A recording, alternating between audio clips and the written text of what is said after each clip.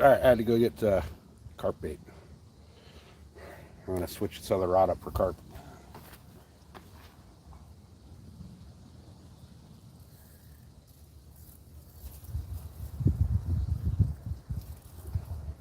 Right now, I think I got a tree.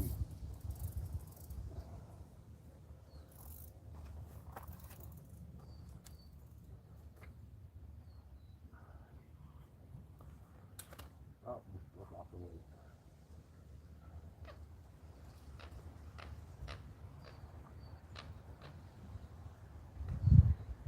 No, I broke it. Oh, shit.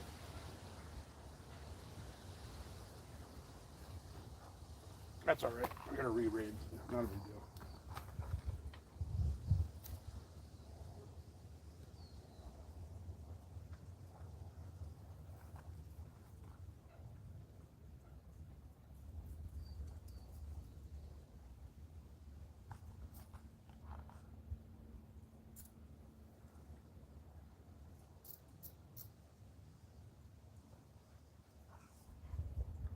Oh, fucking all these snags out here.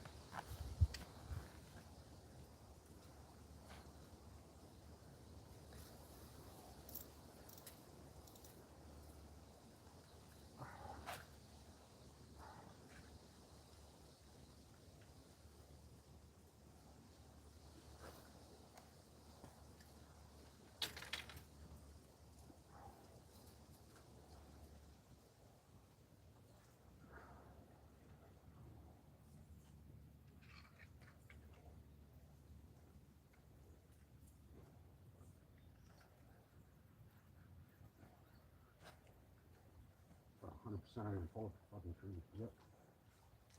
Hey. Look at that. I pulled in a fucking tree, but I got a rattle trap for the fucking effort. Sweet. That's kind of cool.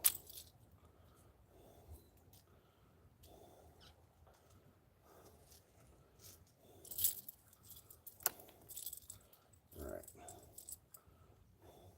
Fucking sweet.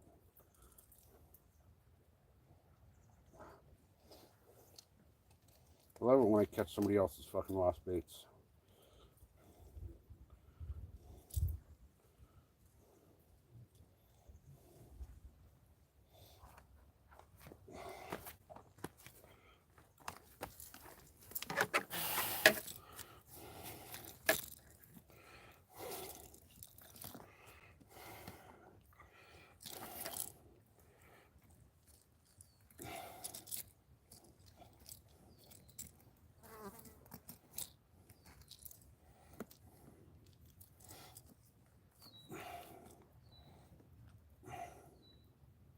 Problem is, I caught it so good, I might have to re-rig my shit to get my shit back.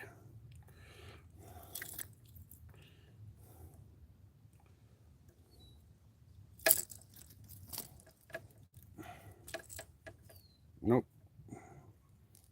There it comes.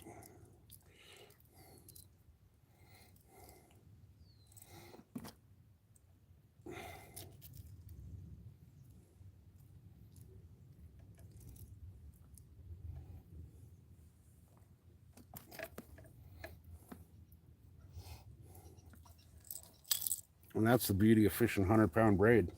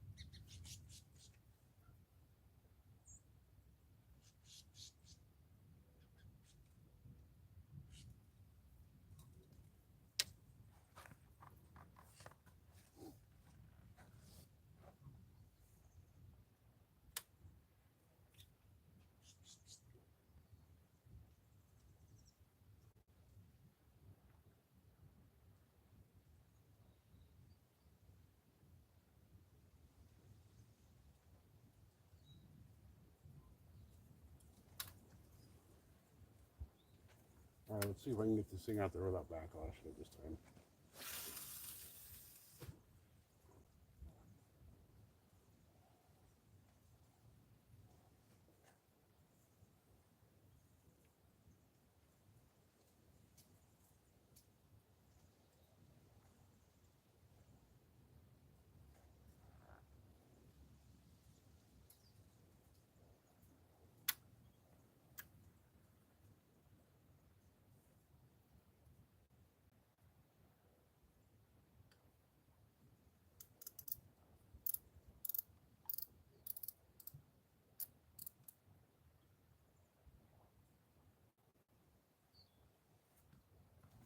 Okay, there we go. That's a little better. Now I gotta re-rig, and I think I'll throw a carp bait out.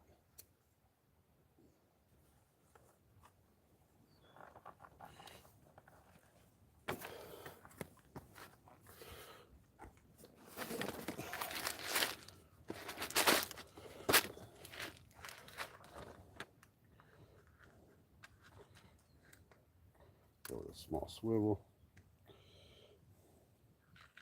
Nice little smaller hook.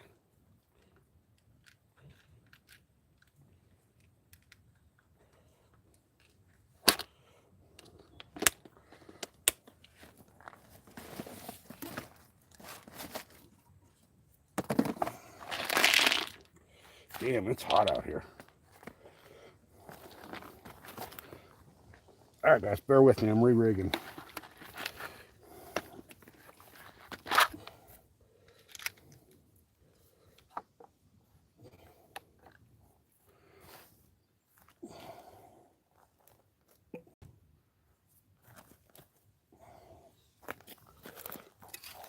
I'll get my fat ass out of the camera here in a second.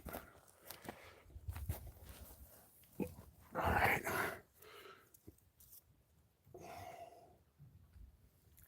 Saw my rod moving, it was because I tapped it with the other one.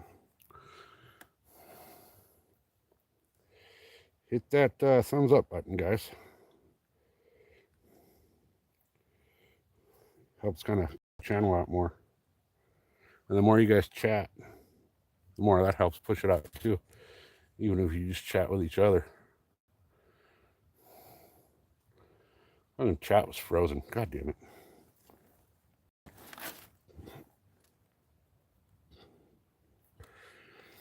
Alright, so I'm tying on a Carolina rig here. And I think I'm just going to going with a lighter weight. I'm going to throw that out with some bread on it and hope I can get carp. I'm not a big carp fisherman, but you know, they're in here. Might as well try to get one. It doesn't look like the cats want to come out and play. I did not bring any bass gear.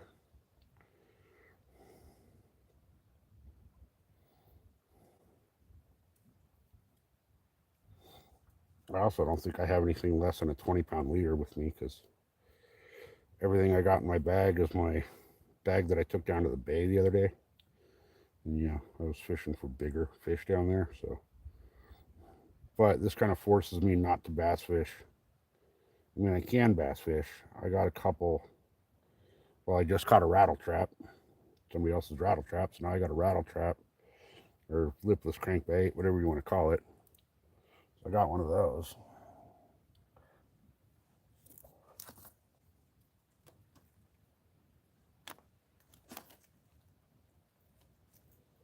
And I do have some flukes with me from when I went to saltwater.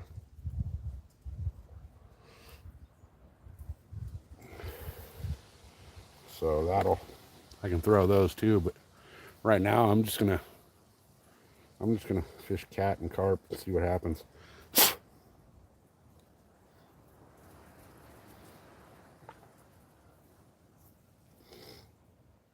I know there's bass here because this is where I normally fish bass, but I made it a point today that since I'm not on the boat and I'm bank fishing, that I was just gonna kind of chill and go for bass and cat and carp. So I know there's both in here. It's just a matter of getting a bait in front of one of them.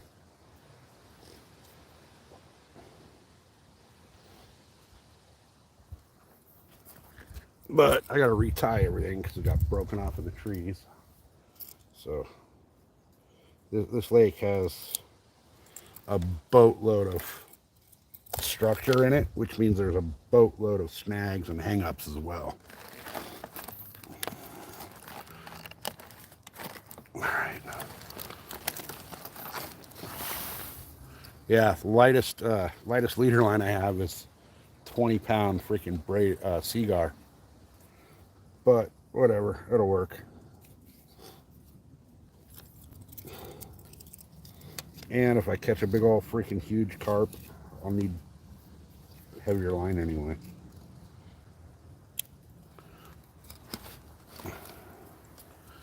Hit that like button, guys.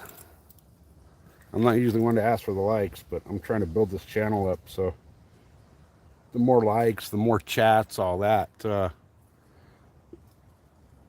you know, more it pushes out the channel. I've decided that I'm going to actually start putting a lot more effort into putting a lot more content out. You know, even if it's just like shorts and little videos here and there.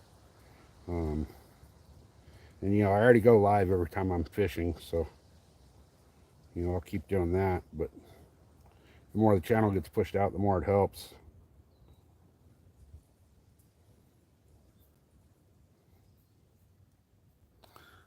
Yeah, Terry, I'm not a big Iserline guy. I've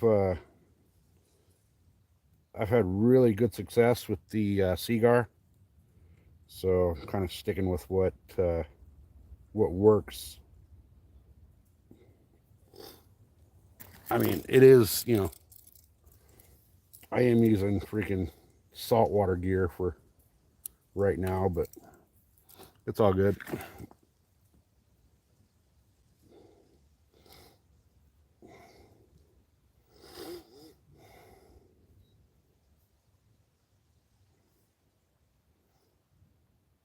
I've never really been a big catfisherman guy, so I don't have a lot of stuff for catfishing, so I just kind of decided I'd repurpose some of my saltwater gear since don't have the saltwater boat anymore, and I'm not going to be spending the 500 and almost 600 bucks it's going to cost to do an overnight trip on for a tuna right now, because I just don't agree with that price. It's fucking ridiculous.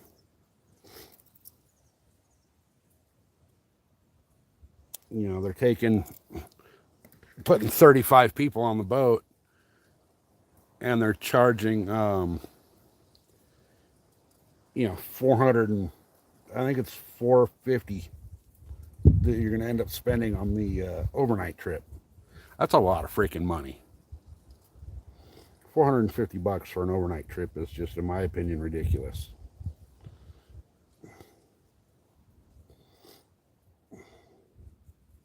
It's too much. I mean, I get it. Prices went up for everything, fuel and everything, but you know, I understand charging a little bit more, but $450 for an overnight trip is just fucking ridiculous.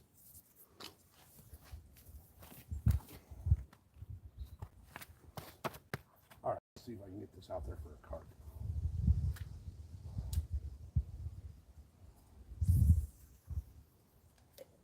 Like I said, I'm a bass fisherman, not a carp and cat fisherman, so we'll see what happens here.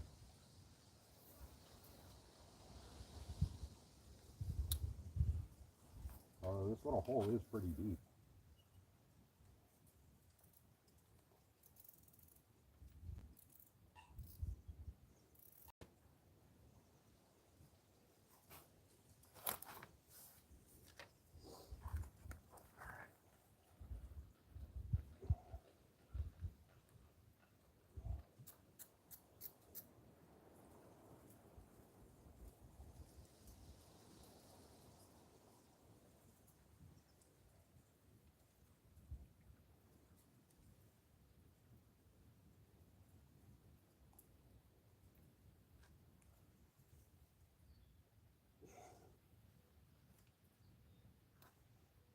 Oh, this little spot that I'm at's really hard to fish because of the trees and all the snags and all the rocks and all that right here.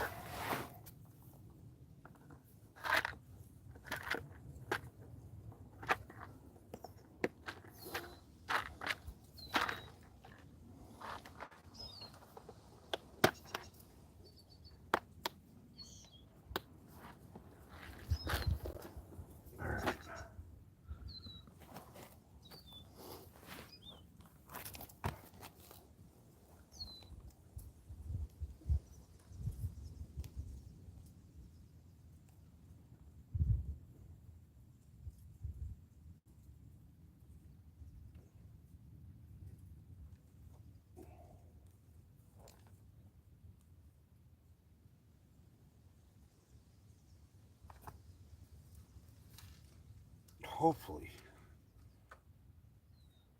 that line will stay there and stay tight now.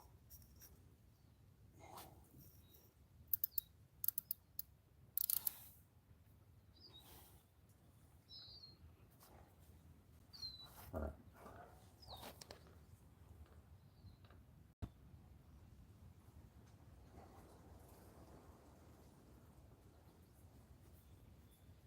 So that one's going to stay tight. This one's going to continue to settle for a bit.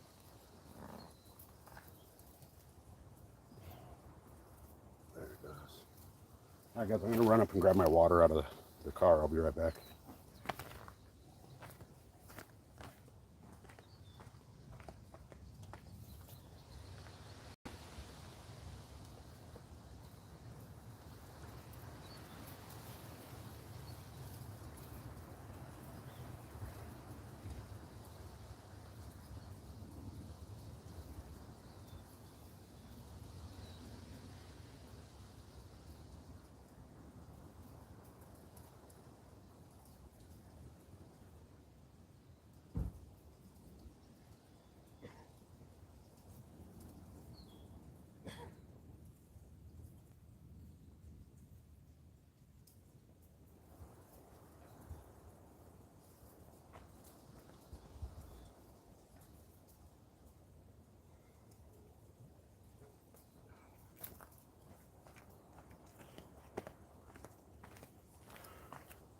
All right.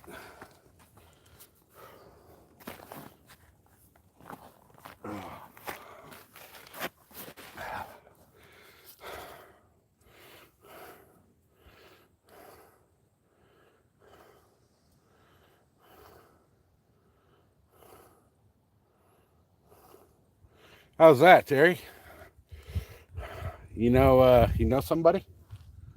If you're saying mission, whoa, there we go. Fish on.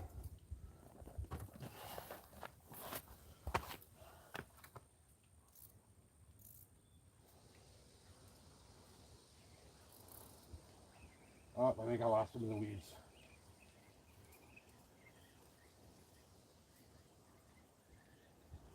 Oh no, look at that. Little tiny baby catfish.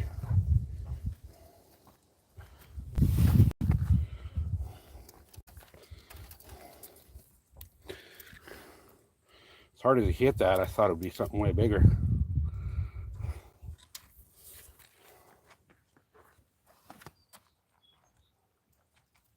I mean, that's a little cat.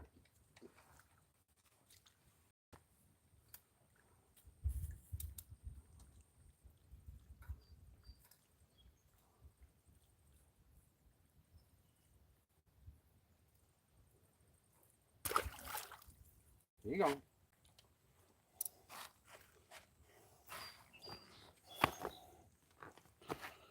All right, so red ball for the win.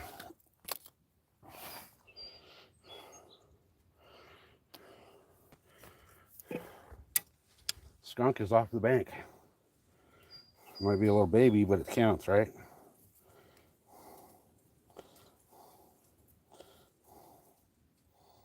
I think that's the smallest fish I've ever caught.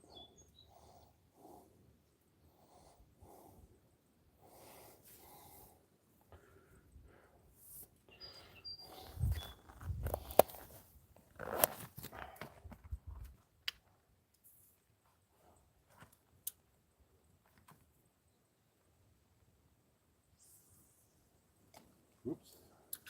That's not where I wanted to be.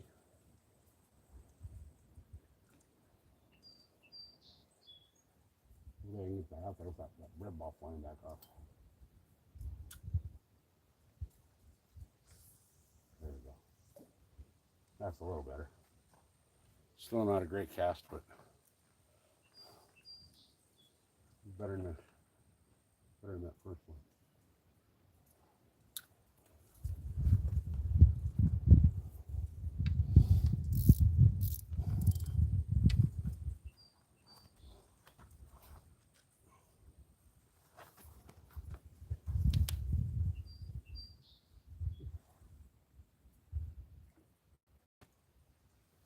All right, try that again.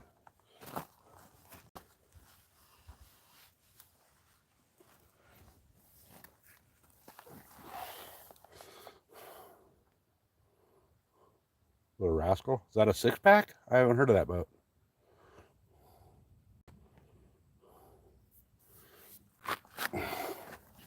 What's up, everybody? So, hey, guys, do me a favor. Like I said, I'm not usually one to, ask you to hit that like and subscribe button.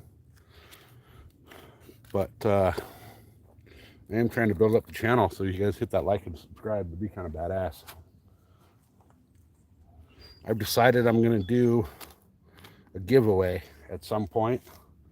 I don't know if it'll be my 500 or my 1,000 follower count, but I'm going to do a giveaway for one of them, and it'll definitely be worth it. So you have to be a subscriber to win.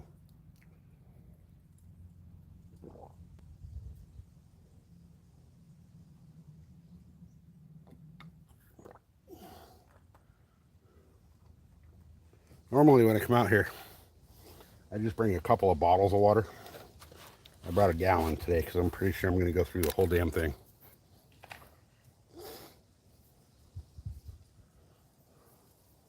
I'm sure these people on the other side of the cove can hear me talking and think I'm fucking crazy because they can't see anybody over here, and I doubt they can see my phone from that far away.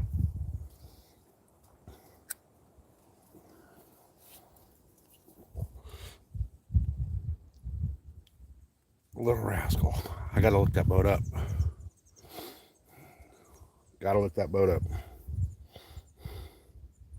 Is that a, Terry, is that a cattle boat?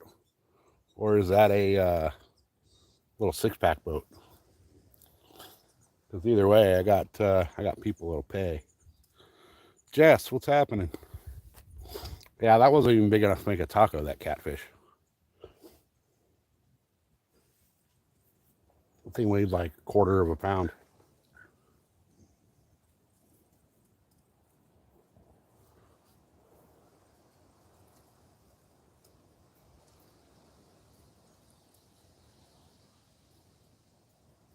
I got a loaf of stale bread in the back of the Jeep. Oh, Rascal. I think you said Little Rascal. Oh, okay. Yeah, no, that's fine, Terry. That's fine. Is it out of, is it that one place across the street from SeaWorld?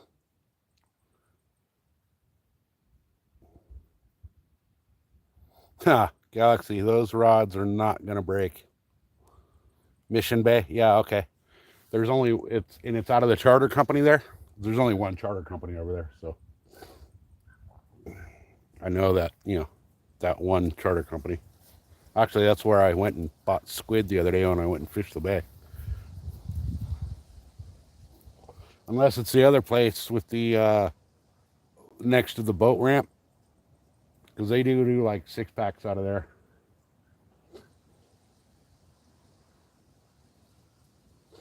But there's the one big main one. And then there's the other little tackle shop next door to the boat ramp.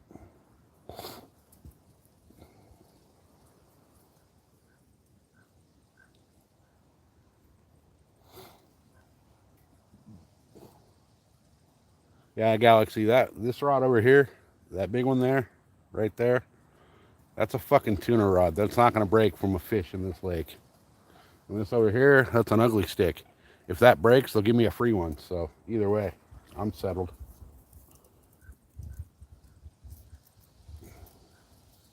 I highly doubt there's a fish in this lake big enough to break either one of these rods. There you go, fish on. Another little guy, probably. Oh, well, he didn't grab it. Or did he? No.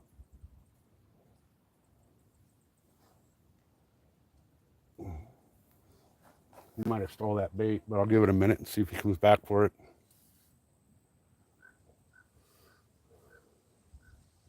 Pretty sure he got that bait.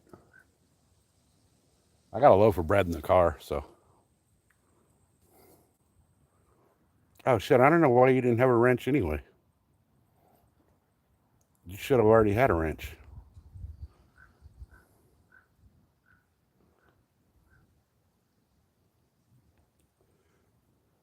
So, Terry, actually, I don't know if my email's in my bio, but my Instagram is.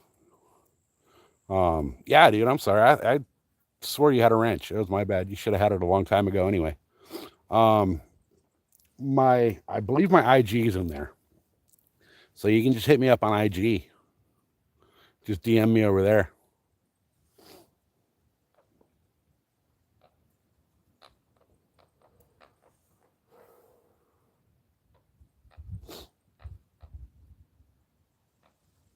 You know, I know I could go over to hey Mux, I guess you're gay and you like sucking dicks, because the only people that fucking would leave a comment like that love to be on their knees getting fucking railed from behind. But hey, you know, thanks for leaving a comment, because your stupid fucking troll ass actually helps the algorithm, you little fucking pansy. Yeah, Galaxy, I just got that one little tiny baby catfish. And I got hit a second time on the carp rod, but I'm pretty sure it took the bait. I should probably actually check it.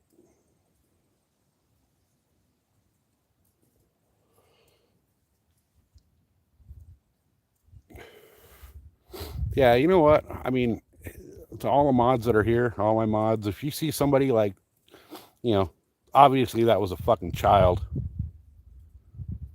No, Galaxy, you can zoom back about 5 or 10 minutes in the video, but I catch and release. I don't keep anything. But you know, to all the mods that are in here, if they want to say stupid shit like that, it helps the algorithm. If they get racist or political or any of that, you know, ban their ass. I can't always catch all the comments. I try, but it's hard when you're fishing.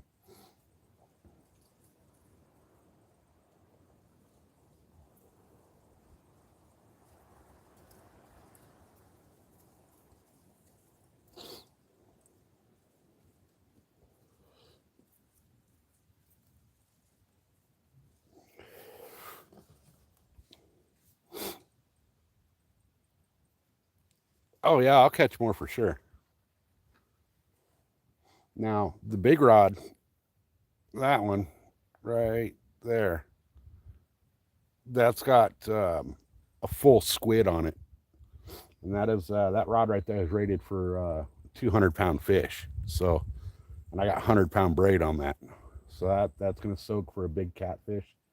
The other rod's got bread on it, and I think I lost that bread. I'm pretty sure.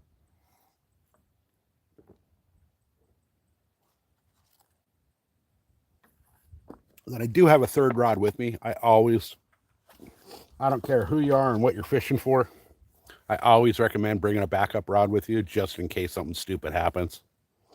I've had reels break. I've had, you know, rods break. I've had, you know, stupid shit. I actually once freaking shut the cover on my shelf for my truck on a rod, broke it.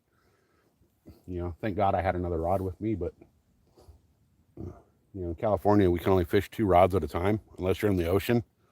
And I'm obviously on a lake, not the ocean. So in the ocean you can fish as many rods as you want.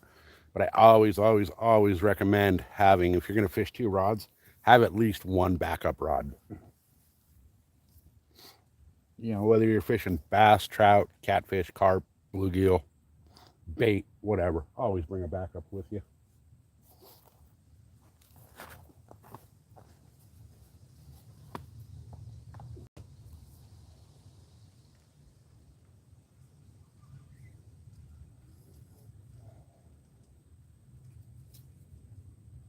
Yeah, I knew whatever hit that took that bait, so.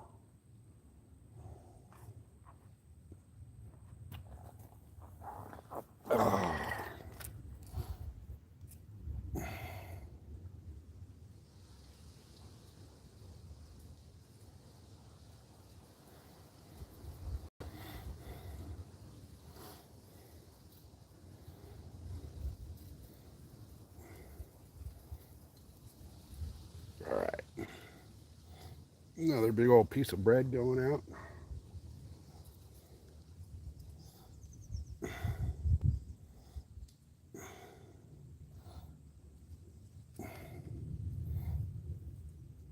There we go.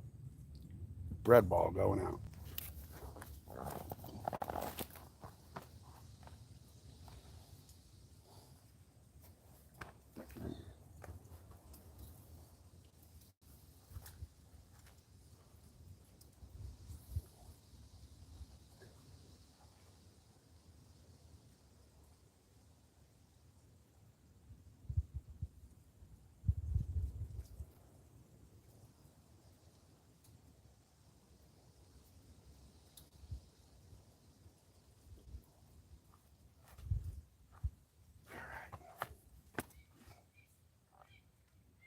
Settle.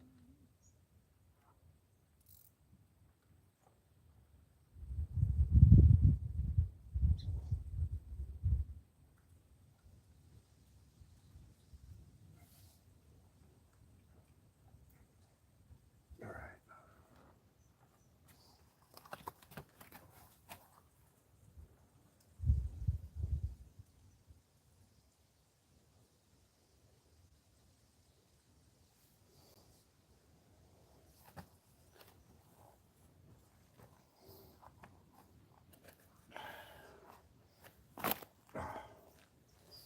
I'm in kind of a screwed up spot here, but it's one of the only real spots you can bank fish over here.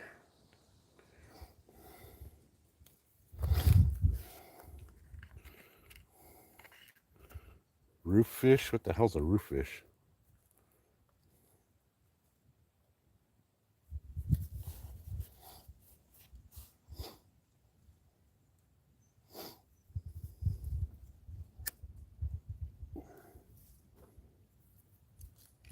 You trying to say rooster fish?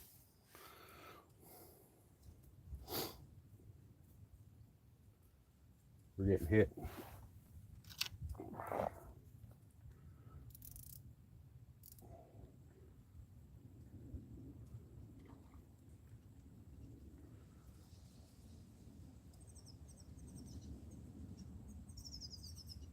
Pretty sure I just lost that bait again, though.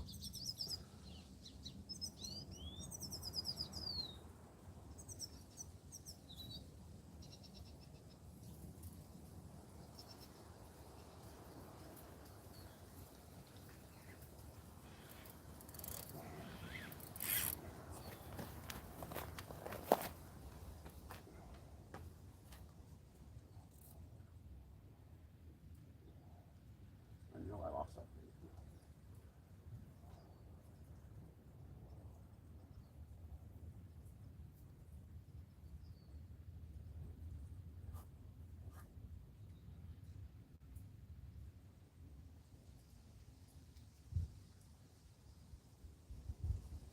What the hell?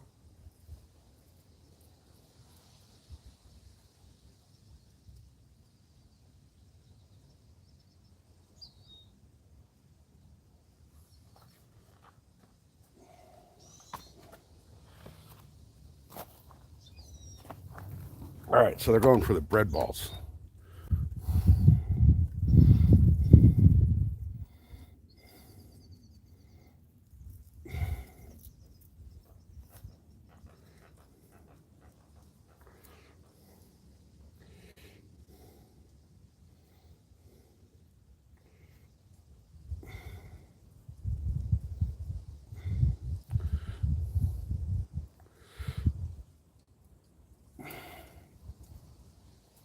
can't see the.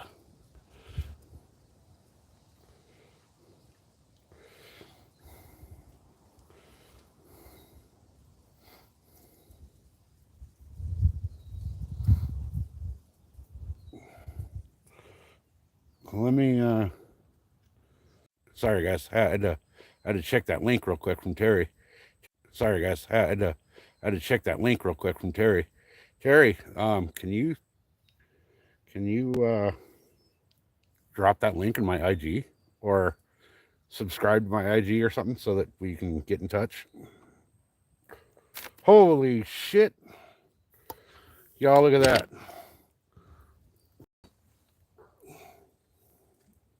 Y'all see that motherfucker?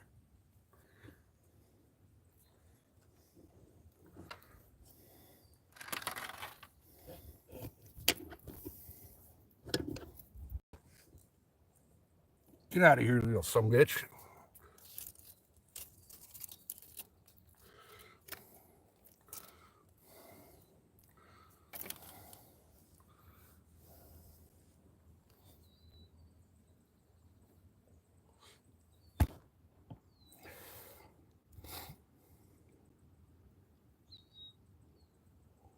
Now, that's just a little gopher snake, so he's not a big deal, but I really don't feel like fucking with him right now.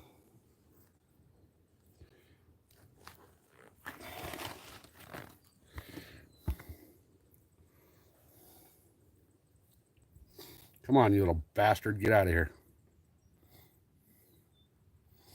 That thing is fucking huge. You guys see that?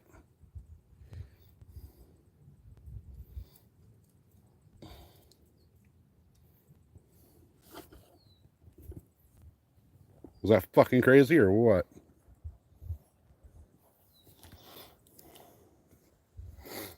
Yeah, it's just a gopher snake, but fuck, man, when you look up and he's fucking 3 feet from you. Not a rattlesnake. But Jesus Christ, it scared the shit out of me when I looked up and just first saw him, because that was the last thing I fucking expected to see right now. I mean, I know it's hotter than shit out here, and they're cruising, but yeah, there's a fucking boatload of rattlesnakes in this bitch.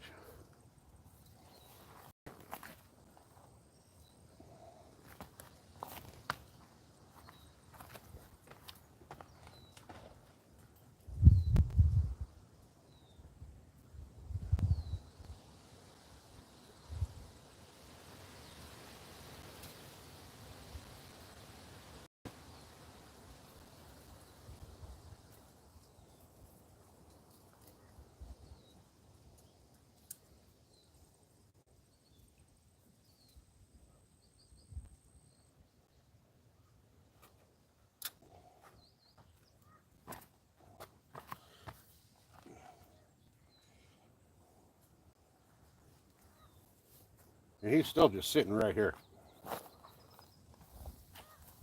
I could grab his tail right now if I wanted to.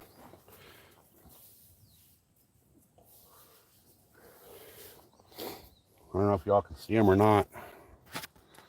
He's right there. Should I grab his tail? What do y'all think?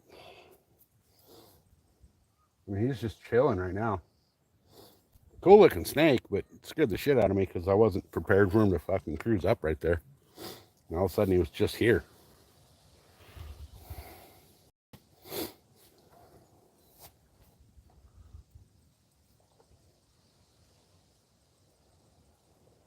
Like no fucking warning, no nothing. He's just there.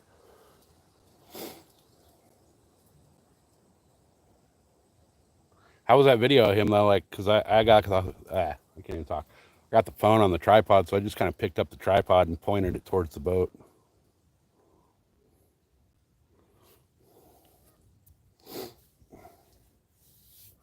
Terry, if you could drop those, drop that info to my IG. I know my IG is in my description thing here on my channel on YouTube. What you can do is you can drop that on my IG, or even just drop me a DM on IG. I'll drop you the phone number, and we can get in contact. I got a few guys that would definitely throw in and, you know, make it worth your friend's time. Oh, snake screws him back in all the way into the hole. I think he's trying to make a U-turn and come out. But I'm sitting right. Yeah, he's coming out.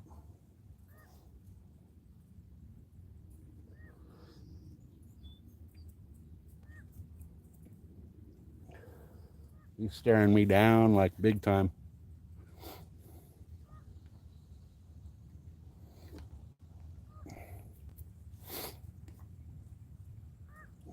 He's just cruising though. It's a little fucking. I mean, he's got to be all of 5 feet. I mean, I am. You guys can see where I'm sitting. I'm sitting in fucking prime snake territory. I'm just glad that wasn't a fucking rattlesnake.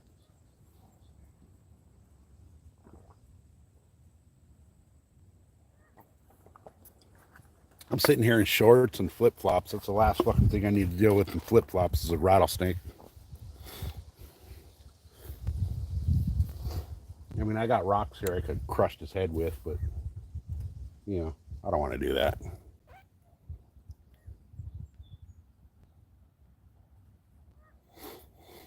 Come on, y'all. There's 19 of you in here. Hit that like for me and that subscribe. Like I said, I'm not normally one to, you know, beg for likes and subscriptions, but I am trying to build up the channel. And the likes and the subscriptions and the comments, they all push it out into the ether through YouTube and, you know, help get the channel out there more. So, and I'm gonna really try to put out some better content this year. I haven't been too highly focused on content the last while. You know, life is kind of, you know, everybody knows how life is. It's crazy. You don't always have time to do shit. And when I can put out a short, I will. You know, if I got something worth putting out, you know, I'll put out these stupid little shorts of like, you know, the dog rolling in the grass and shit like that. But my content is, as you can see, obviously a lot of fishing. I will be doing a lot of, come deer season, I will be doing a lot of longer form videos just because of the fact that I can't always get cell service out in the deer woods. So I'll make some videos. I'll have the GoPro with me and, you know, do some longer form deer hunting videos. When I can go live from the deer woods, I do. There's plenty of video already in my channel from last deer season where, you know, I'm just kind of walking through the deer woods. There's I got video from when I'm up in the tree saddle. I also, if I can ever get off my lazy ass and fix my bike, my bike, I busted the shit out of the back rim. I got a new rim sitting there waiting to go on. I just, you know, it's 116 degrees today right now in the desert, so I haven't been. IG page is not available. What the fuck? Okay. Anyway, Terry, in just a second here, I'll give you my email address. I don't care about putting my email address out over IG or YouTube. Grab a pen and I'll let you know. Yeah, it's a Gmail. When you're ready to write it down, let me know. But guys, like I was saying, I'll be doing a lot of content in the Jeep. I'll be doing a lot of content on the dirt bike once I get off my ass and fix it. I'll be doing deer hunting videos, a shitload of fishing, and then, you know, whatever else pops up.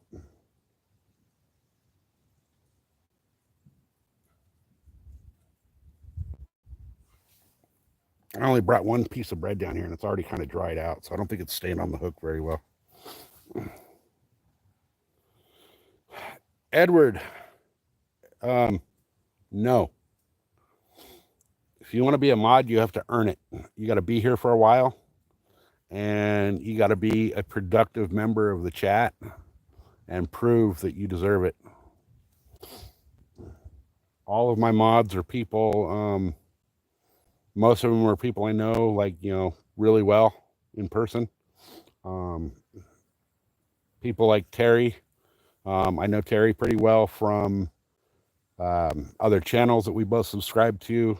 You know, and you have to be at least 18 to be a mod in my channel. No questions asked. 18 and over only.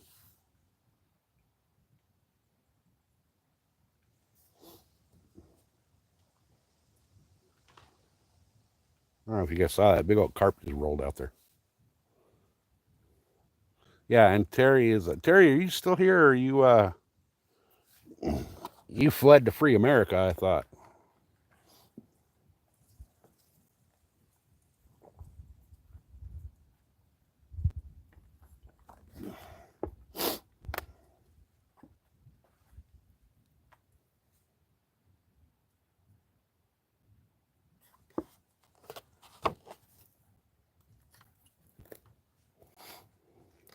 All right, Terry.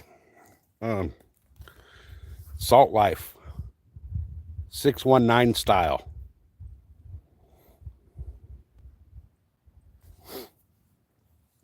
And it's the numbers 619. And you know, Salt Life. Everybody on the East Coast is all about the Salt Life gear.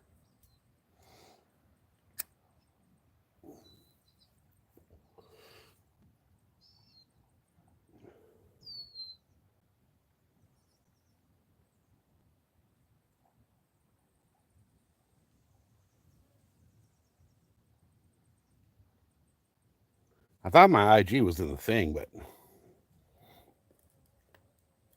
apparently it doesn't work. So I'll have to fix that later on.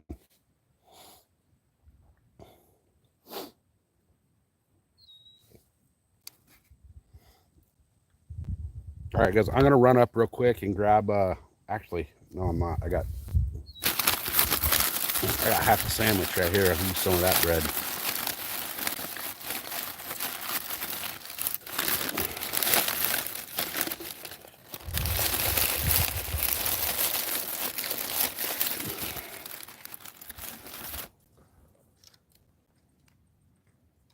All right.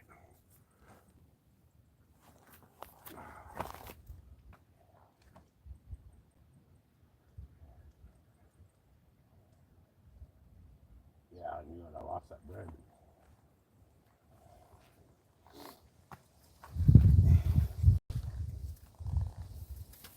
Oh, it's fucking tree.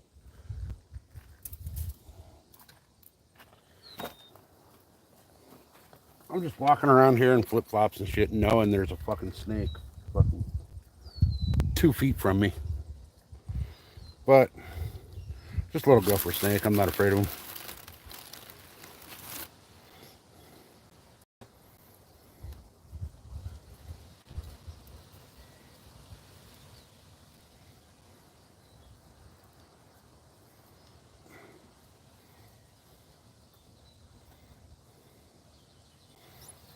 All right, let's see if these fish like squaw bread.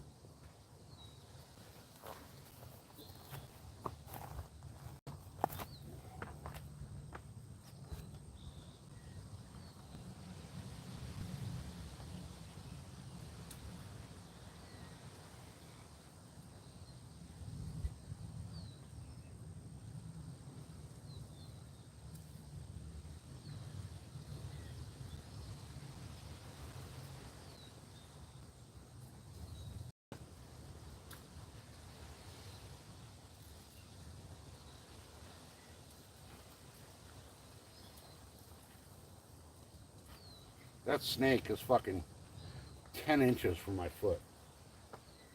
Well, maybe 12. But I climbed up on that rock right there to cast, and he's just sitting there, fucking looking up at me like, hey, dude, don't step on me.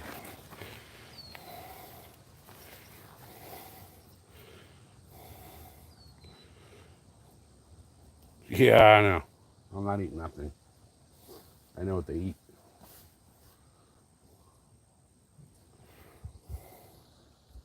All right, Terry. So, guys, for all those that are new, we are in San Diego County. and we are catfishing at my bass lake. I'm not going to say the name of the lake because not a lot of people come up here and fish it, but normally I'd be out bass fishing today. My trim on my boat motor is all screwed up. I got a bad relay, so the boat motor will not trim up. So I ordered the relay because apparently none are available in any of the parts suppliers here in the county. Ordered a relay, and the place I ordered it from shipped me the wrong one. So now I'm waiting on them to ship the right one. Let me check, Terry. The stream might pause for a minute, guys. I did not yet anyway.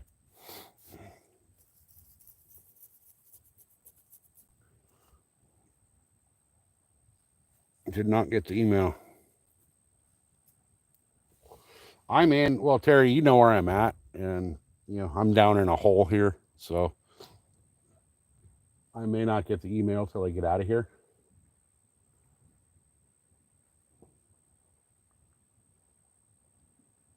But either way, yeah, it's all one word. Salt Life 619 style. It's all one word.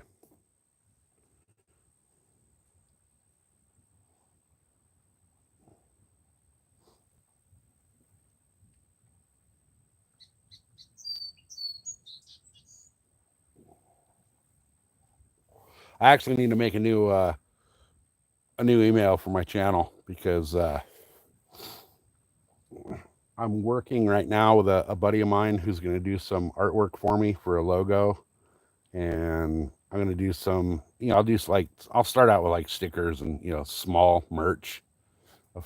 Um, Eventually, I'm going to do all the usual shit, but I'm not going to do the typical just like t-shirt and hat. Um, I'm going to do actual you know fishing attire kind of stuff, outdoors attire. Um, I'm gonna get. I don't know if you guys have ever seen them or not. A lot of you that aren't fishermen probably haven't, but they make shirts that are like 50 SPF for fishing, long sleeve shirt, super lightweight, super comfortable, but they're great for keeping the sun off you. I'm gonna do a bunch of those kind of deals. I'm gonna do some. I haven't decided if I want to do like coffee mugs or any of that kind of shit yet, but I'm starting out with some stickers, and my logo is going to be kind of killer the way I'm going to do it. Tanja, welcome in. Um, because my channel is so much off-road hunting and fishing, I'm going to combine all the three into the logo. So it's actually going to be a pretty cool looking logo. I tried doing one of like the AI logo generators, and they just can't do what I have in mind. So I got a friend that's a fucking damn good artist, and he's going to hook some stuff up for me. But it'll be kind of cool. Because of the deer hunting, the dirt bikes, and the fishing, I'm gonna kind of combine all of them into one logo. So it'll be a pretty cool looking logo when it's done.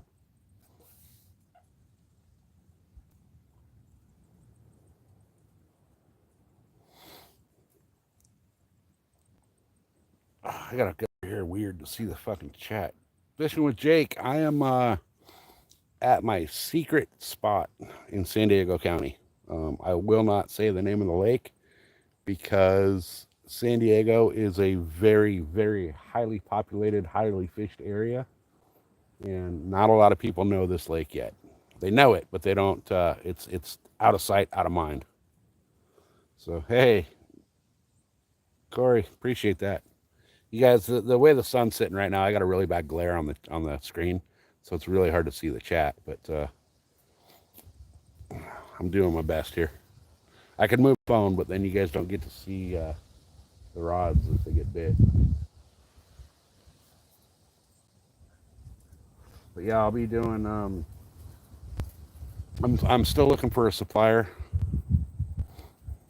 Oh, dude, yeah, it's a great lake, Terry. Terry knows this lake. He lived here. He knows this lake well. Um, it's a good sized lake, and very it's a known lake, but very few people think to come fish it just because of location.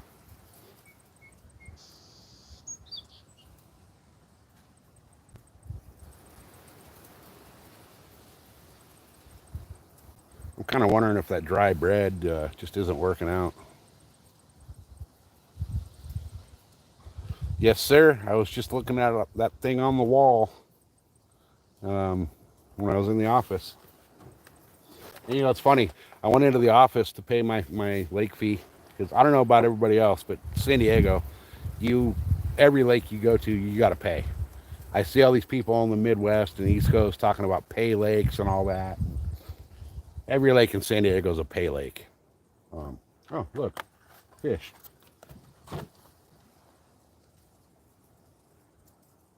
I think he robbed my bait though.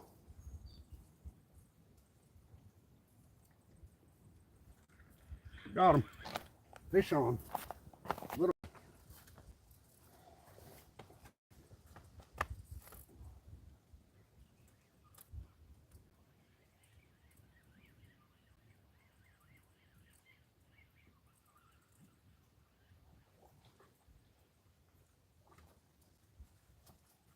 All right, another little baby.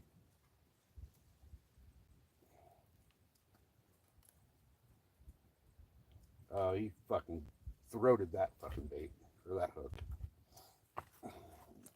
Little baby cat. Come here, dude. Where's that hook at? Can I even get to that? I think he throat hooked it.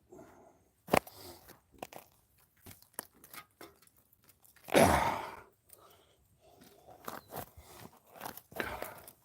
me grab my little thing here.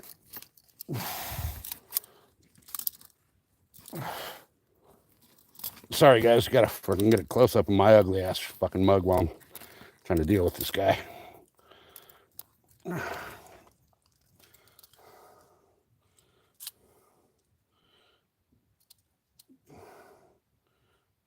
on, little buddy.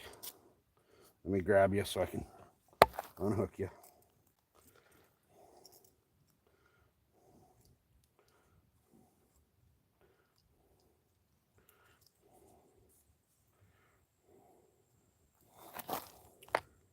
Little guy.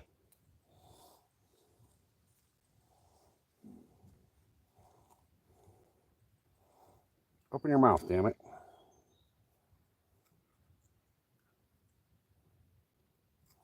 All right, so he's got hooked. So what I'm going to do is I'm not going to try to undo that line because that'll just cause more damage. But I will cut him off of there and hopefully he'll survive. He's not bleeding, so that's a good thing.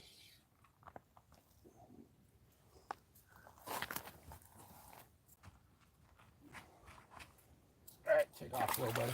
He gone. He was out of there like a fucking freight train.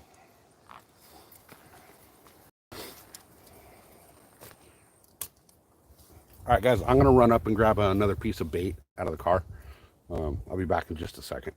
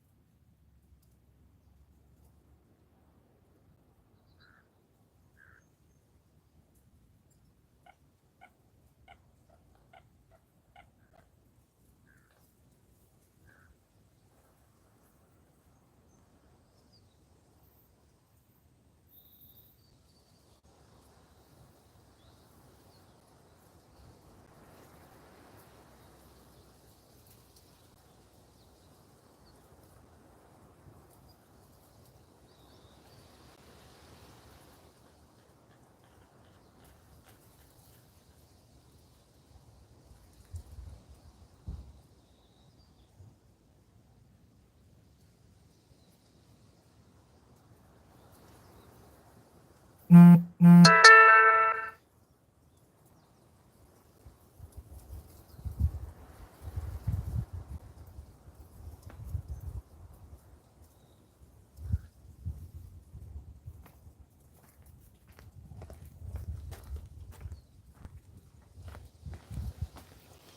right.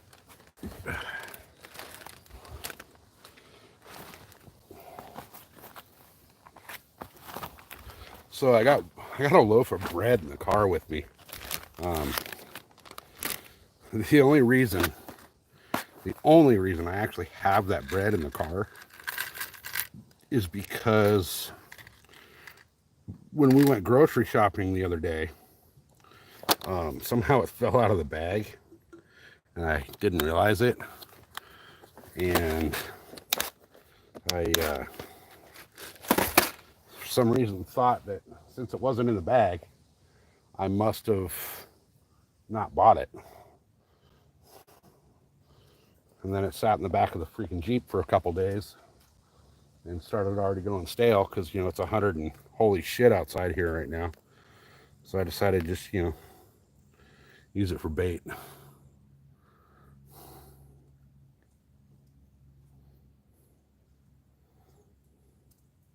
Dude, you know the funny thing is I could probably freaking bake bread in that car right now. It's so fucking hot. I opened the trunk of the Jeep and it was fucking hotter than shit in there. To the point where I actually rolled the windows down.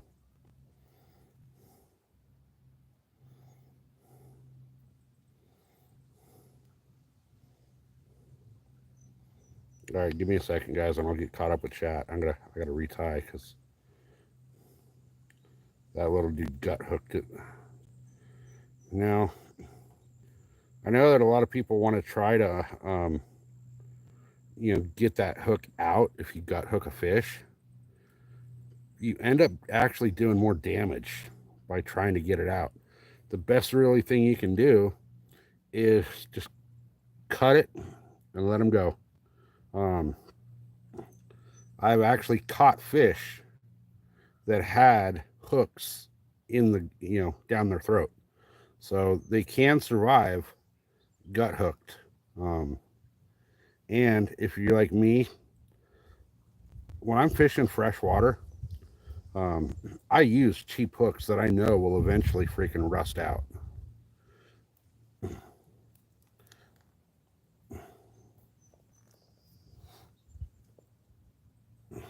And I'd rather take the chance of, you know, that fish swimming around with a freaking hook in its gut for a while than actually trying to get that hook out of it and causing that fish more damage.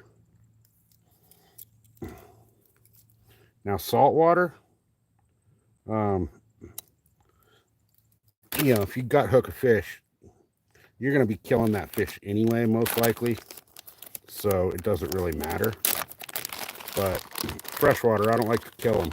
So I do what I can to, you know, do everything I can to let them live.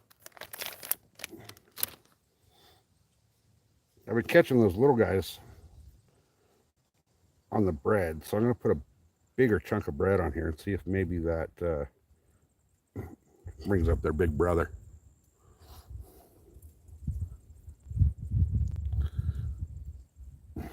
Yeah, you gotta be smart about it on the sharks, especially.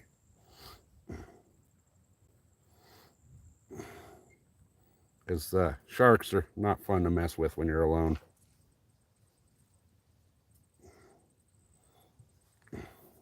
No ocean fish is really fun to mess with when you're alone.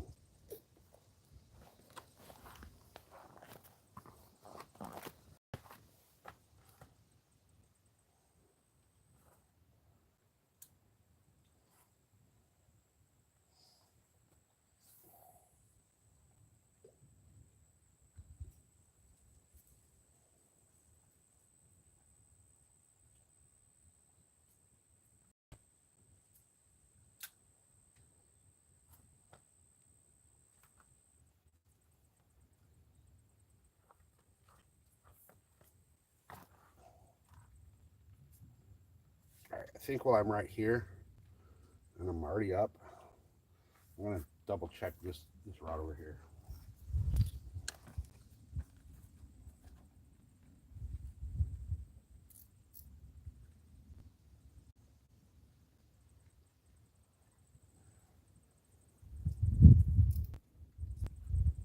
It's stuck in the weeds again.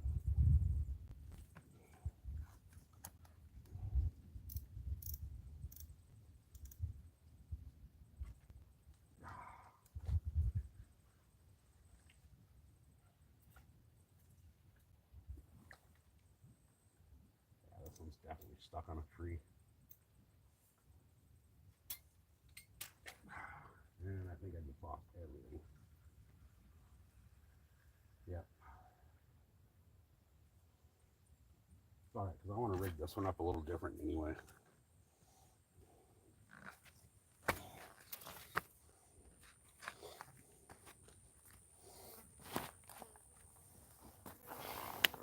I had this rod rigged up on a drop shot. So I think what I'm going to do is Carolina rig it.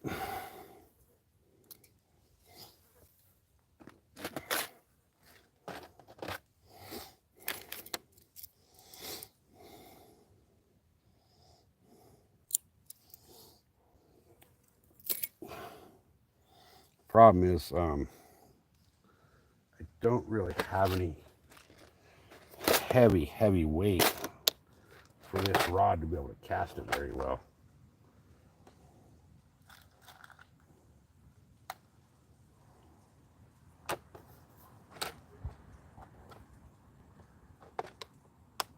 Man, that snake is just still sitting over here under this rock.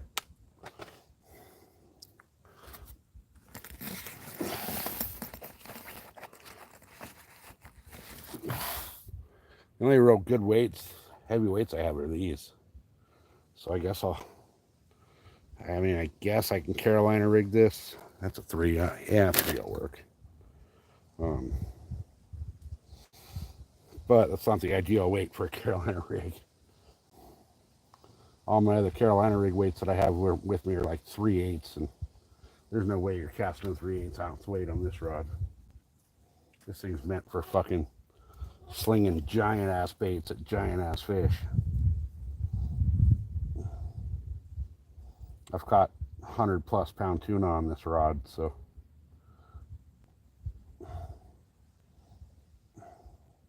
it's not like it's, meant for small little freshwater stuff.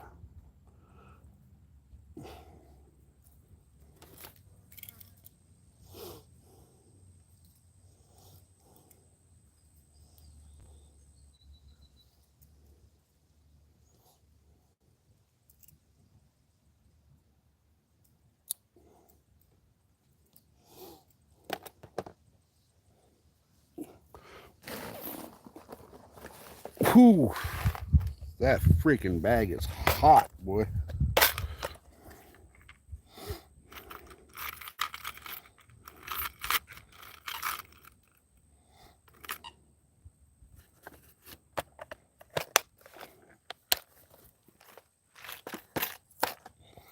So, I don't know if you can see it.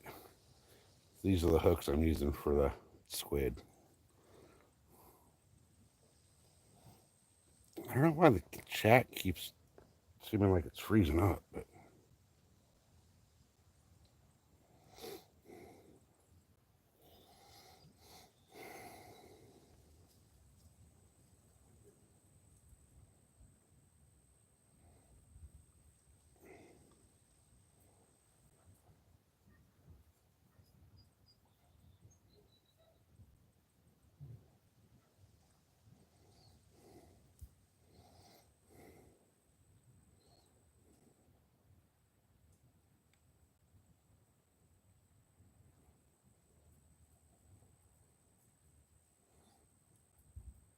all right, come on, get through there.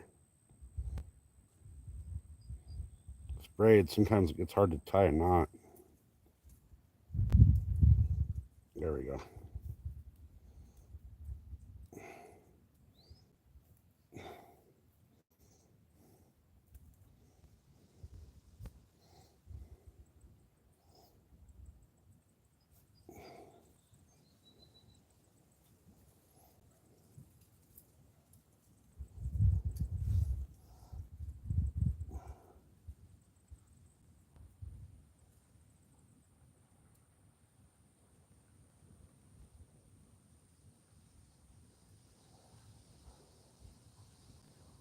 Come on, quit sticking.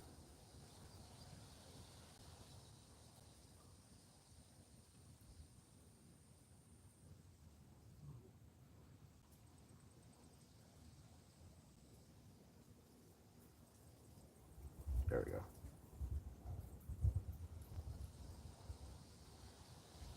I don't know what the deal is lately. I'm like having issues tying knots.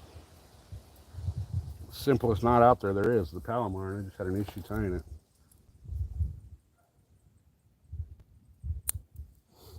All right, let me go over to the cooler here and break off some more squid.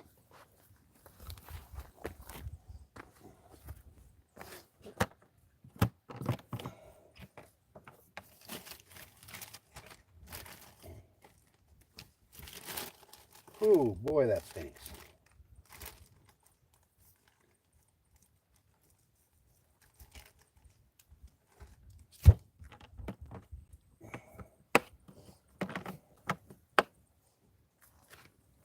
All right, squid head. I wanted to throw a full one on there, but they're still frozen, and I don't feel like dicking with it right now.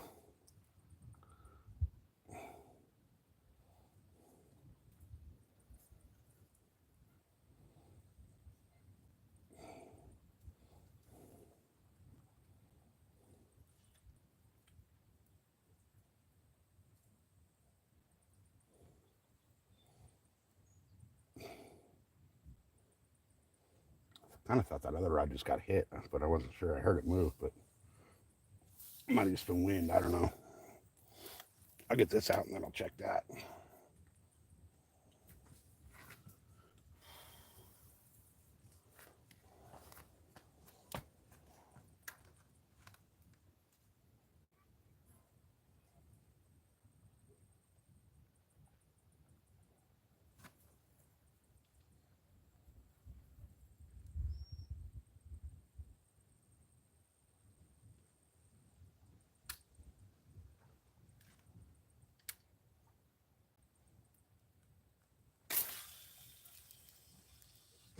Oh yeah, that 3-ounce weight's way better.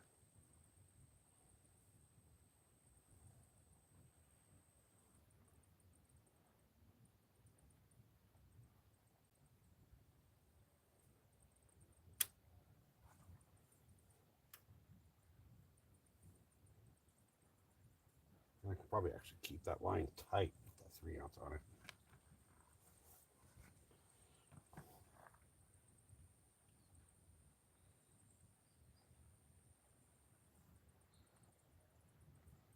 Tighter and more.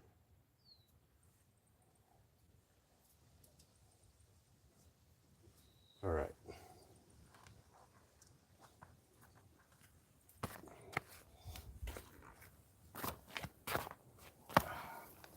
All right. Back at it.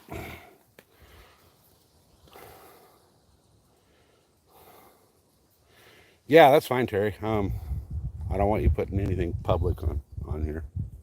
All right, I just checked my battery. I got 58%. I'm good. Yeah, Terry, if the email goes through, I'll get back to you on there. And I'm sure if not, we can figure something out.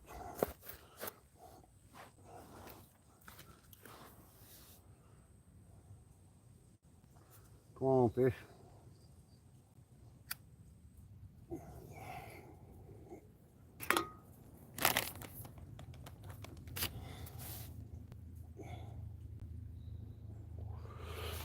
Yeah, no hurry.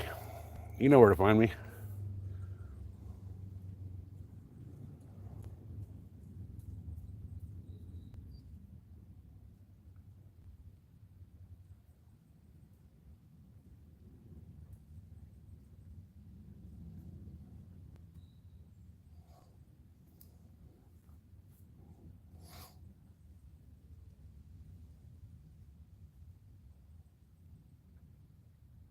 All right. It seems like every time I go to take a drink of my water is when I get hit. So,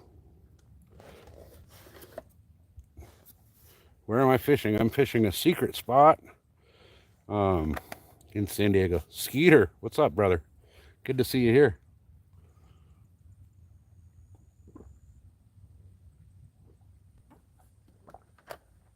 Actually, I call this a secret spot. It's not really a secret spot. A lot of people know this spot. They just don't fish this spot.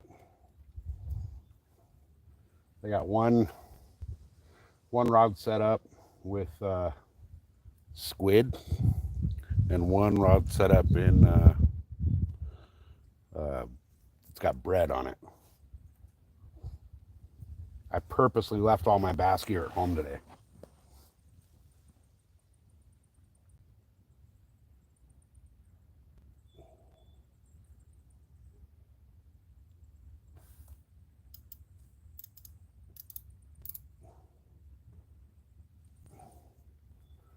So we'll see what happens. I've got what, I think 2 little catfish now. Both combined are probably a pound. But I have not caught the lake skunk, so I'm happy with that.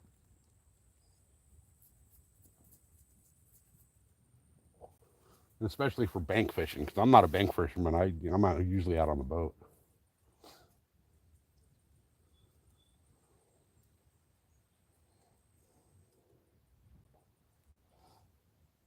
I can't tell if that little snake is still in that hole or if he bailed out.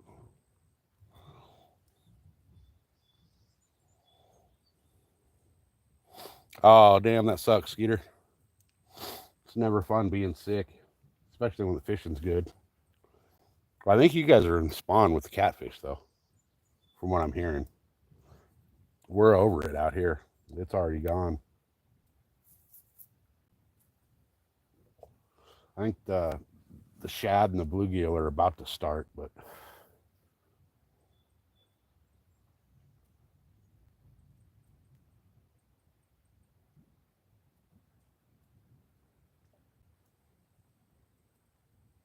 that left rod just moved a little bit, but I don't know if that's the tree that the line's swaying through or what. There's just a little tiny tap. That one's just got a squid head on it.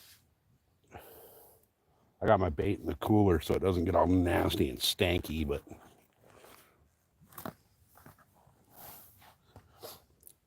yeah, I know. I'm pretty sure most of the country is in spawn right now. We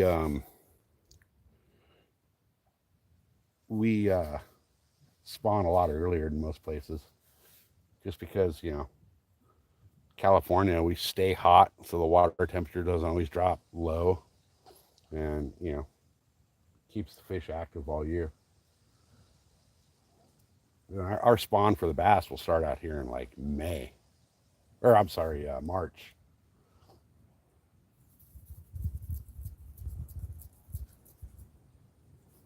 And then this lake I'm on is one of the latest spawning lakes because of the elevation, and these guys spawn like early April.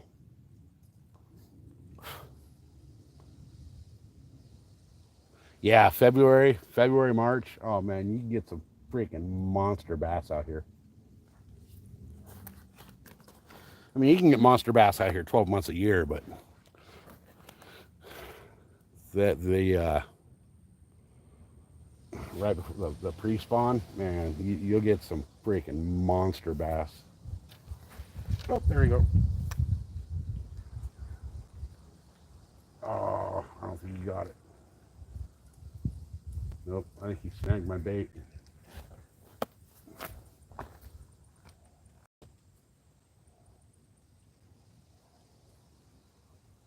Yep, got took. I got robbed. I'm just using a little single hook though, so I know a lot of people prefer a treble hook for bread balls, but I'm actually out of treble hooks at the moment.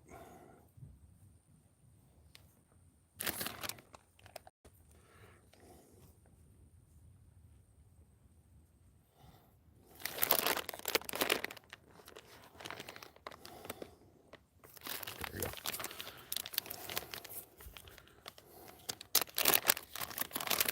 Yeah, that's when I got my I got one out of here that was 16 out of this lake, 16.88, and it was last weekend of January. And unfortunately, I did not have anything to take a picture of it with. I was walking the bank, believe it or not, and I had left my phone in the truck because I didn't expect to catch anything walking the bank up here. But that's when you usually catch freaking, you catch a fucking sea monster when you're not expecting it.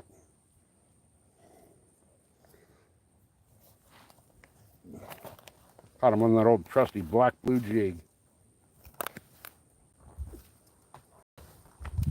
Mr. Snake.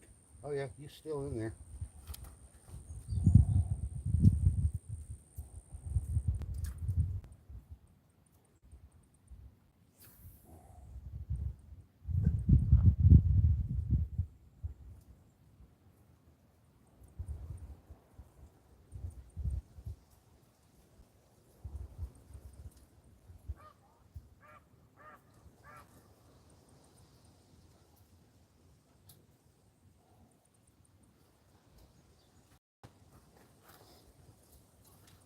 All right.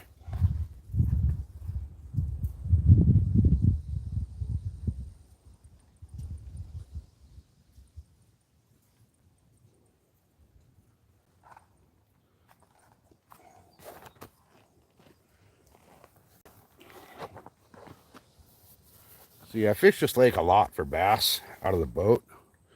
So I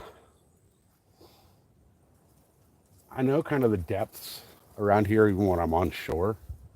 And this spot that I'm casting to is about 7 to 18 feet deep right there. But it tapers up pretty quick to like nothing. These rocks that you can see right over there, they're like a foot of water.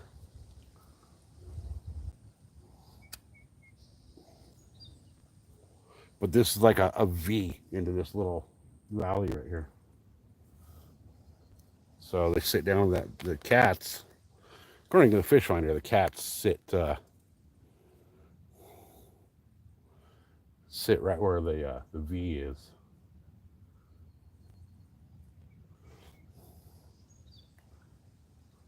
Yes, I have seen this water very, very low. Um, it's still not very high up. Um, I mean, there's times where I'm sitting right here now will be underwater, but it's been a few years. Not to mention the dam at this place needs some repair, a lot of repair, but they're not, because of the dam having some issues. They're trying to keep this lake, a little low.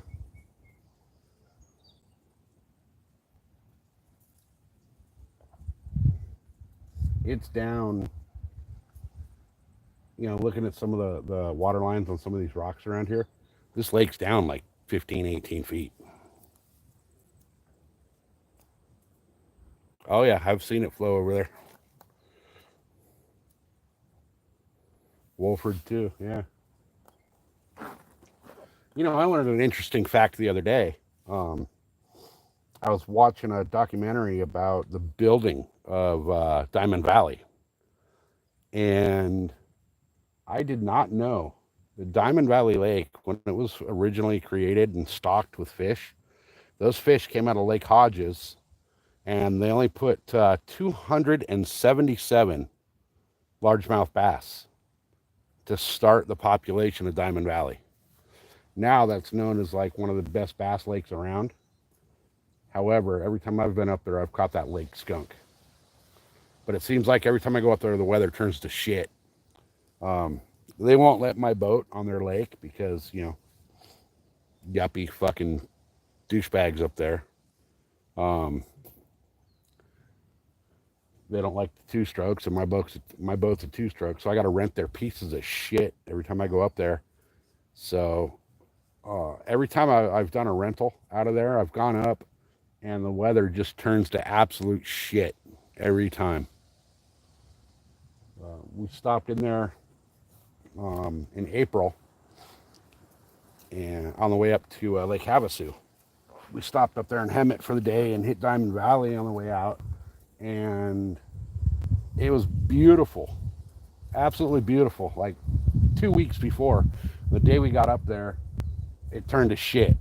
Stormy, rainy, just absolute shit.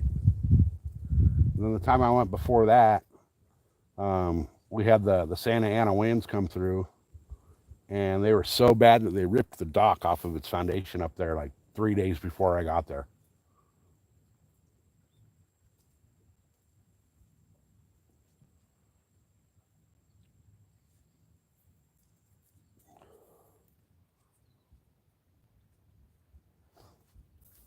Come on, fish.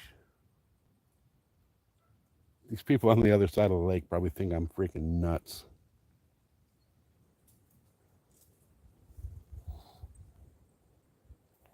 I'm fishing for anything and everything that will bite. I'm hoping to catch a cow.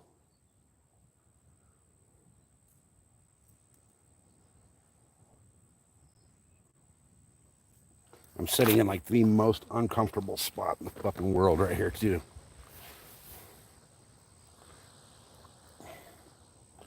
And with the glare on the phone, it's...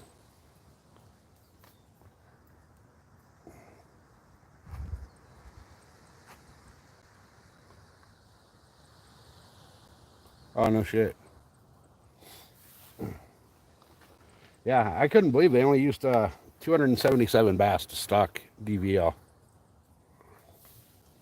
And now it's got a population of... DVL is known as a big bass lake. You know, you'll see guys up there throwing, 10 and 12 inch swim baits and hooking up big fish.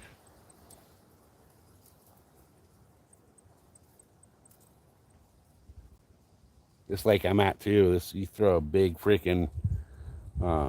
there's 3 dams at DVL. There's 3 up there. But this lake, you throw a big swim bait up here at the right time of year, you're going to get ripped. You just got to know when that time of year is.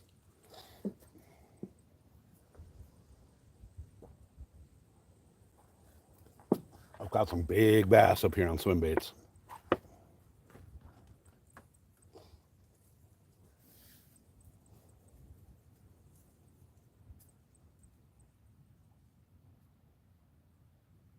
It's funny. I thought these catfish in here would have gone for that squid. So far, I've got everything that's been hit has been hit on the bread balls, not the squid. I even left the squid out in the sun to let it get just nasty, and nothing hit that either. I know there's catfish in here because I've got a handful of hits and just missed them because they're taking the bait and not the hook. And I've got those little 2, landed those little 2. Any gossip? No, man. Gossip is for children. And we're all adults. We don't gossip in here. We talk fishing and hunting and off-roading and other shit, but no gossip. Gossip is for drama queens. Yeah, exactly. Just the facts, man. Yeah, the one's kind of a spillway. They still call it a dam, but the way I forget the name of the documentary that was on that lake, but it was pretty cool. They show how that was built, all the construction, the whole 9 yards. There's houses under there, all kinds of stuff. They don't really go into detail where the houses that they flooded are at, but if you watch it, you can kind of figure it out. There's also they call it, I think it's the 4th cove from the boat ramp. They demoed a hospital in the area, and all the debris from that hospital went in that lake as structure. And from what they said, they put that all in that 4th.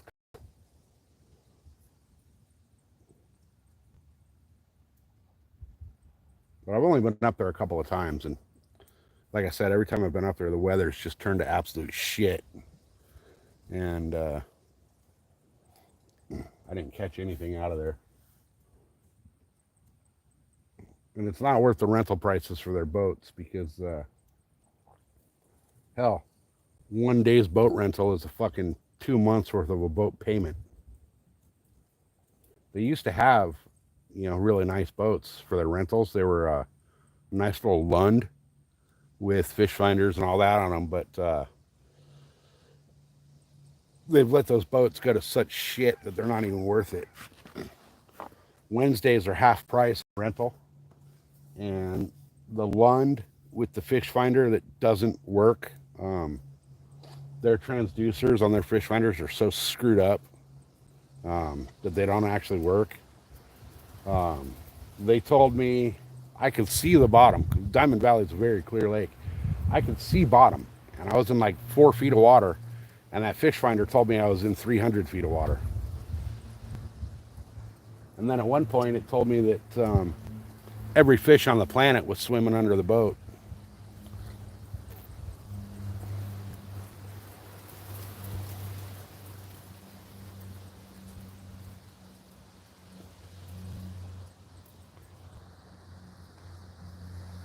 Yeah, the LA crew definitely fucked up DVL. Henshaw is, I've got some good bass out of Henshaw, but the drive from my place to Henshaw, it just doesn't make it worth it for me to go up there. Not to mention, Terry, you know where I'm at. I fucking hate going west of Pine Valley. I do not like going into San Diego.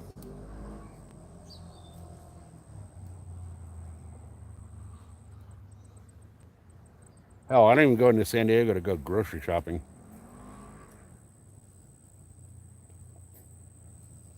That's a nice limit. Did I catch bluefin tuna? Yes, my biggest fish ever was a bluefin tuna. And it actually came on that rod that I'm using right there.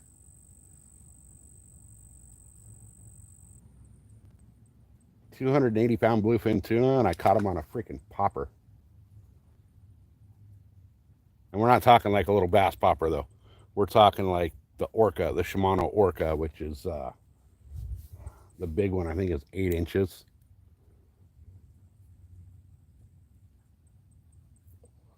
But I'll tell you what, man, top water tuna fishing is, if you've never done it,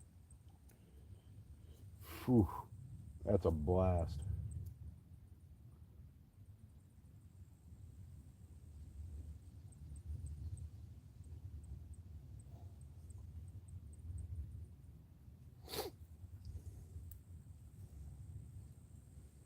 If you've ever caught a tuna on a top water bait, um, you know what I'm talking about. It's like trying to hold a freight train onto a fucking fishing rod.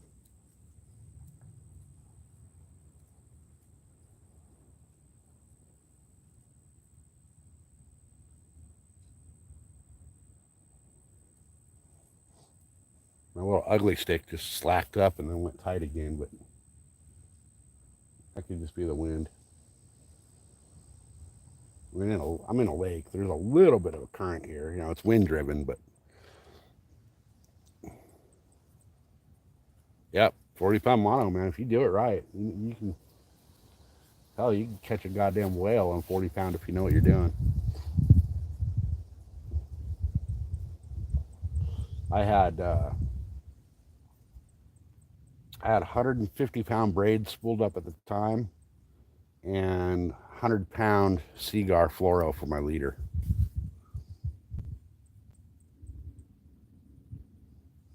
Which everybody thought I was crazy, but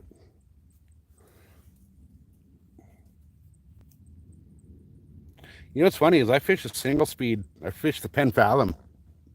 Now this reel that I got right here is the Daiwa Saltist, but that's on my jig stick. That thing casts like a fucking dream on bigger, heavier lures. But my go-to tuna setup is the Penn Blue Water Carnage rod. and I got all my carnage rods paired up with the Penn Fathoms. Great rods, great reels.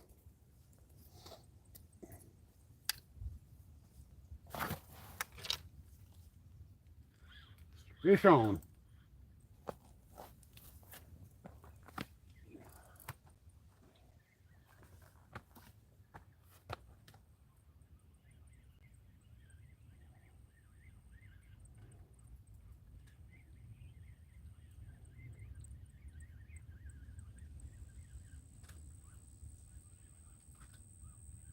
Another little kitten.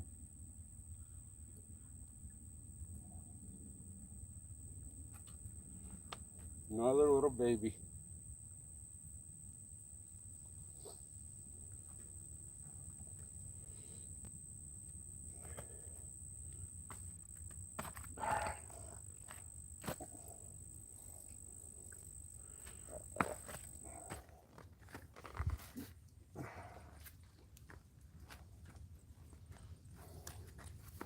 Even these little guys, though, man, they hit hard.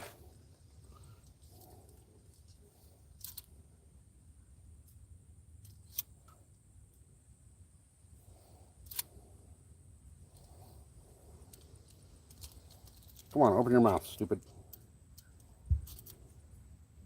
I'm trying not to handle you as much as possible.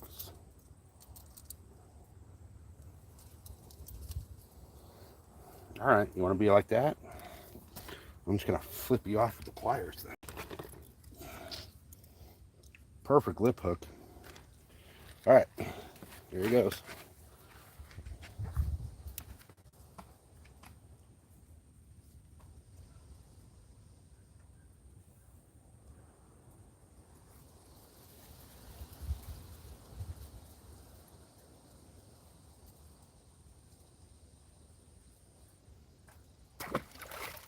He gone.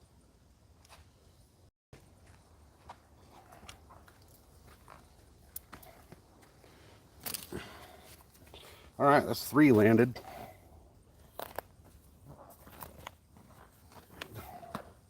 3 fish landed for a combined weight of about 1 pound. But I'd rather catch these little guys than not catch anything at all.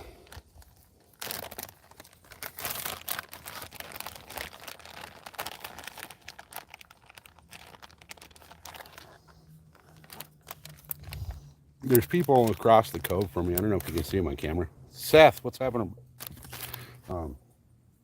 They got an easy up and all that shit set up over there. I haven't seen them get up once to reel anything in. But I really haven't been paying attention either, so who knows, they may be slaying them over there. Doesn't look like it though. But this is known as a trout lake for all the campers and all that too, so because they do stock trout here. That's how you get those big fucking bass.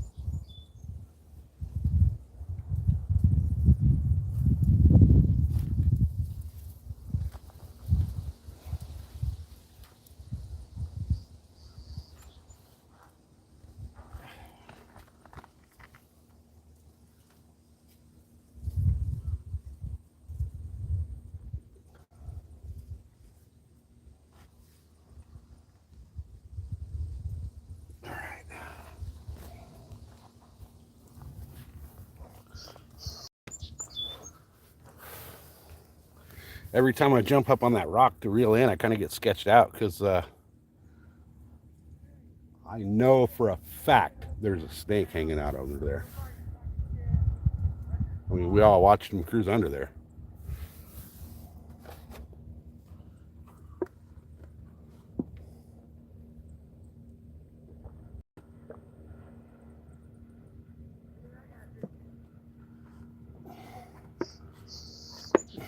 Look at that, y'all. I've gone through a half a gallon of water already. That's how cold it is outside.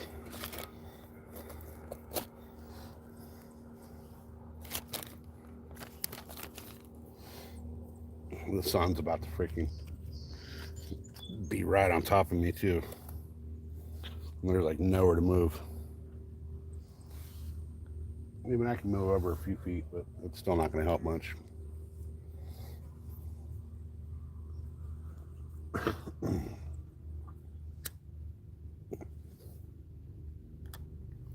If they would have sent me the right part for the boat, I could have, been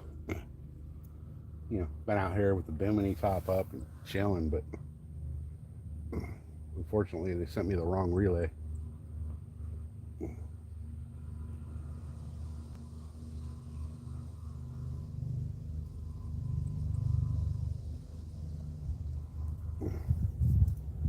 I'm really surprised that other rod hasn't got hit with that squid. You would think squid would do well for catfish, but apparently not.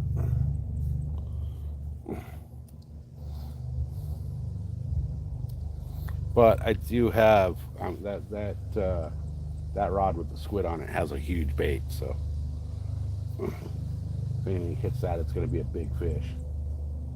And I did not bring my net. I mean, I can land them right over here on the rocks. The rocks slope down, so, but it'll be a big fish.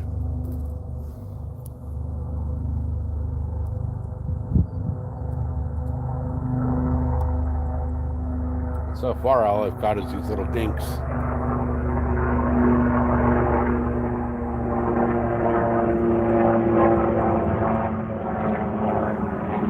There's a freaking Apache helicopter flying over my head right now.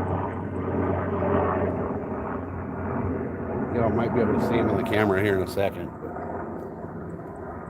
But that rod that I've been catching everything was pointing right at it. I'd hate to see one of those coming at me in the Middle East.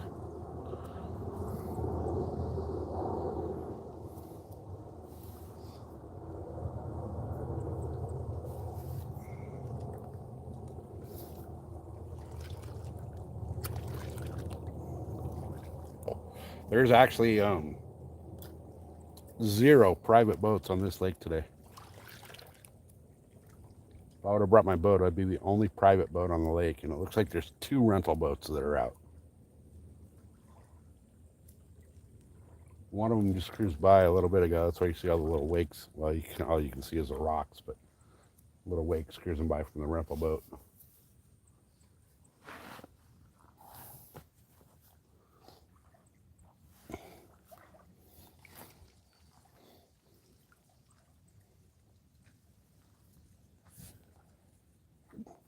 I also forgot my sunscreen, so my feet are getting cooked.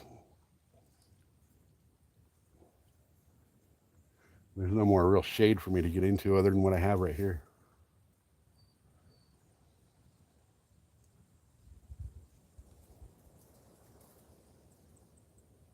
I'm really surprised I haven't caught a carp on this, on the bread yet. I'm even more surprised I haven't caught a catfish on the squid.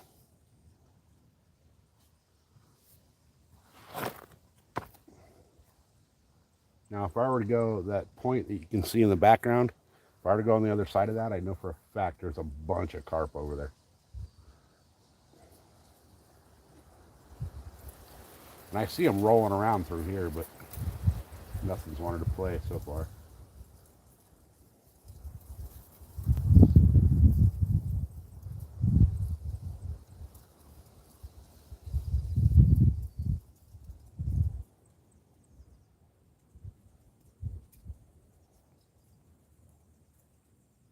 Ooh, ooh, ooh, ooh. Something's biting the squid.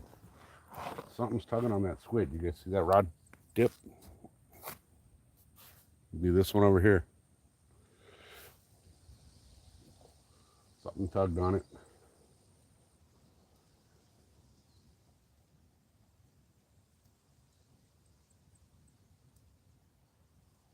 Come on, fish.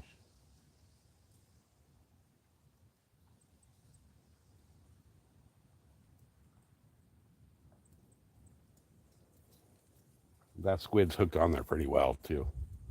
It's on a big circle hook, so and that drag's loose.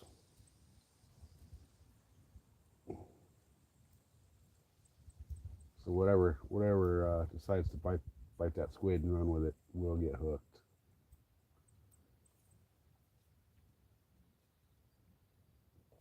I'm gonna be really screwed if I get doubled up.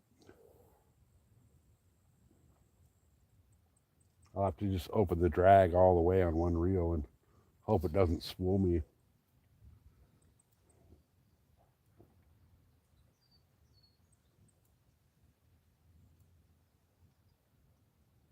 And I know the way I got that squid hooked on that big rod. I know they can't snag it off the hook.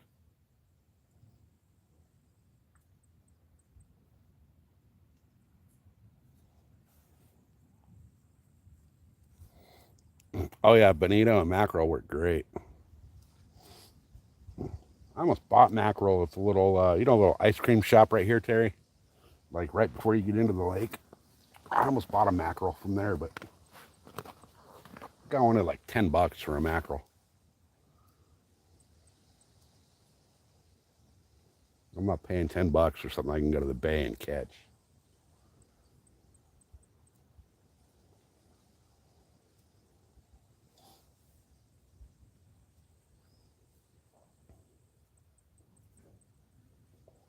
Hell, for $10 worth of bait, I can go down and catch 1,000 mackerel.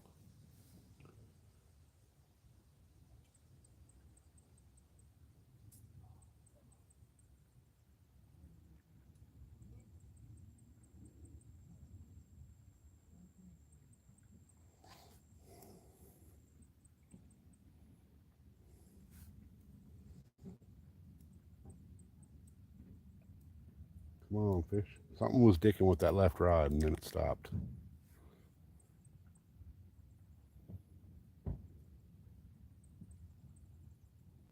Yeah, it's calm here. It's real calm here. There's 3 people I know fishing. Well, 3 groups of people. I don't know how many people are on the rental boat and how many people are over there on the easy up, but looks like there was only 2 rental boats out.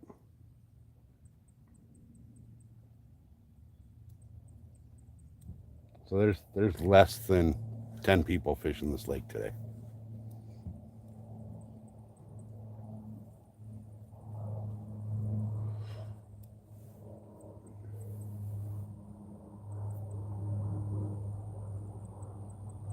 And I'll be here again tomorrow for sure. Tomorrow I'm going to actually get up and get out of the house on time and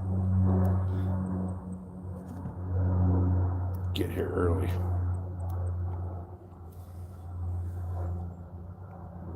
Oh shit, Cal fire's flying by. There's got to be a fire somewhere.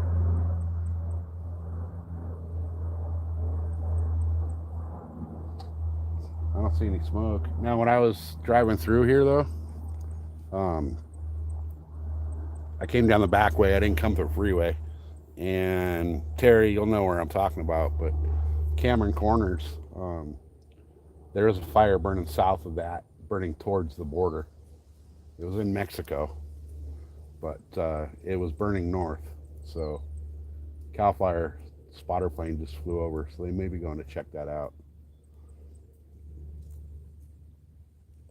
That fire's been going for a day or two.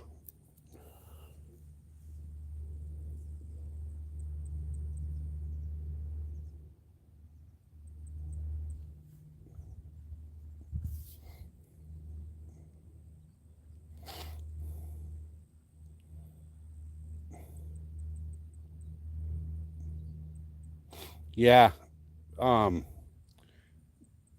the whole North Shore is super shallow right now, though. Um, can't even get over there in the boat. It's like a foot deep over there where that channel comes in.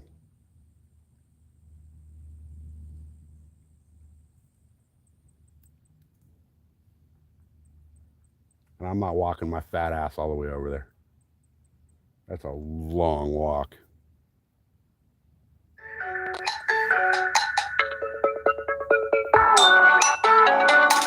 Nope, not today, spammer.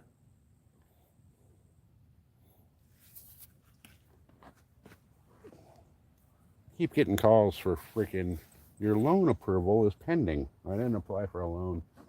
I don't need a loan.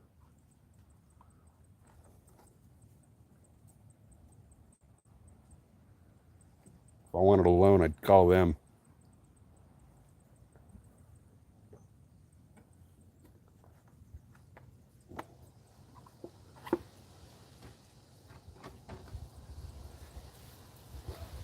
Come on, fish. It's been too long.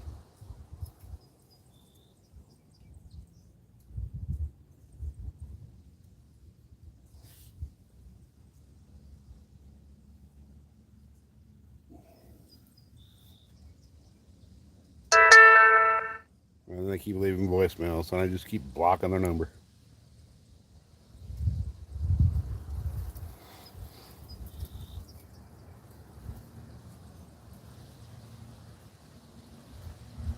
Yeah, dude, that guy's expensive for everything. But then again, out here, everything's expensive. Oh, there goes Cal Fire again. They're circling, so something's going on. There's two of them. That's a spotter plane flying right over me. And he's starting to make a right turn, which, oh, now he's going back left. And there's another one coming back north to south. So hopefully they're going home.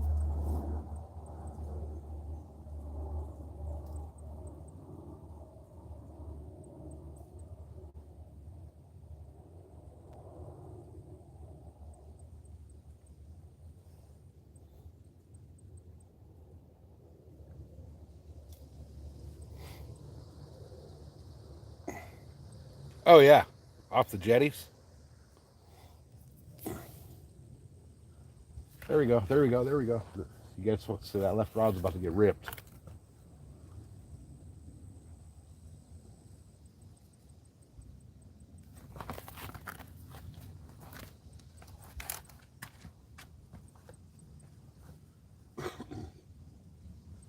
All right, if whatever fuck takes this bait, it's gonna be bigger.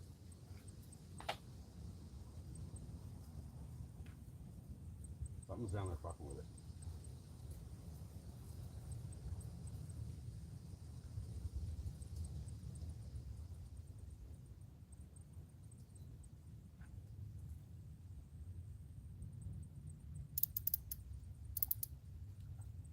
Back off from the drag a little bit, so if he does take it, he can start pulling.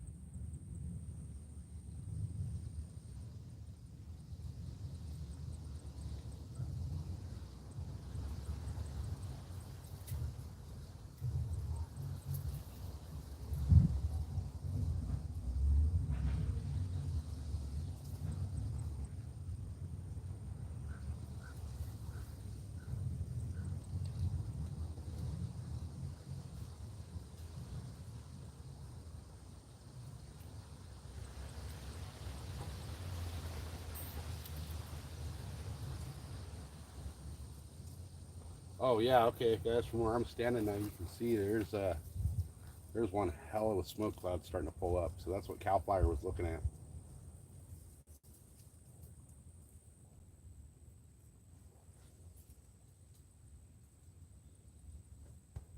When I drove by, it was down in Mexico, but it was definitely moving north.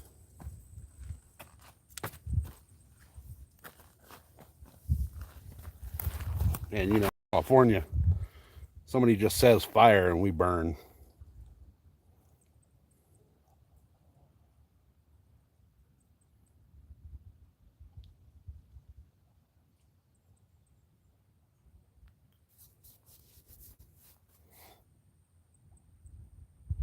Yeah, Mexican side just lets it burn because there's nothing out there.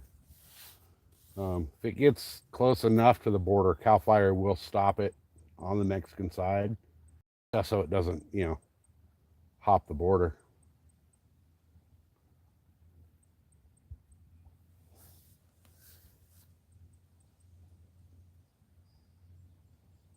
That left rod was getting dicked with, but whatever it was, didn't take it. Or it did, and it's just sitting there digesting.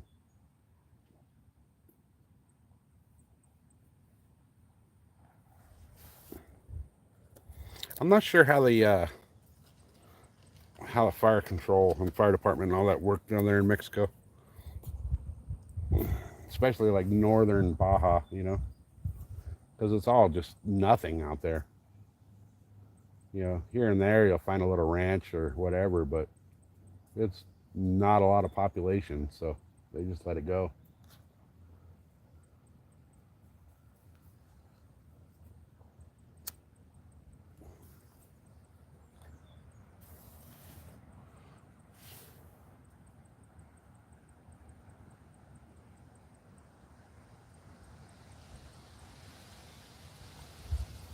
Well, this is getting kind of ridiculous. I haven't got anything in a minute.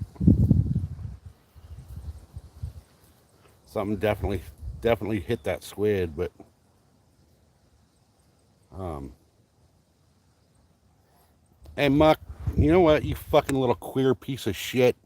Somebody should have kicked your dad in the balls before you fucked your mom, because you're not worth the fucking load that your dad dumped. Your mom should have swallowed, bro. That's twice now you come in here with that same stupid fucking comment. Good. Fucking good for him. He had to fucking kill himself to get away from your dumbass. You little fucking piece of shit. Get the fuck out of my channel, you little faggot. Fuck you. Not only am I going to kick you the fuck out, but I'm going to report your ass to YouTube, you piece of shit.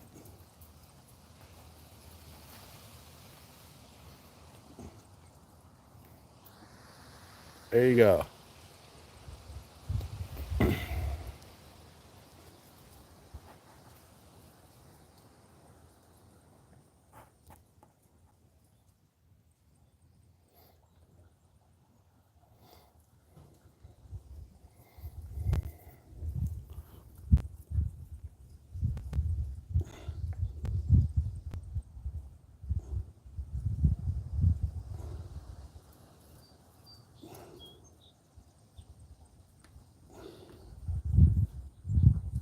All right, Mux, you little dickhead, you've been reported.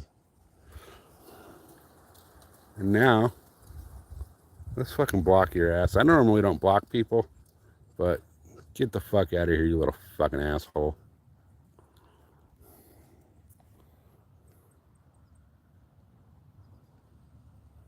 You know,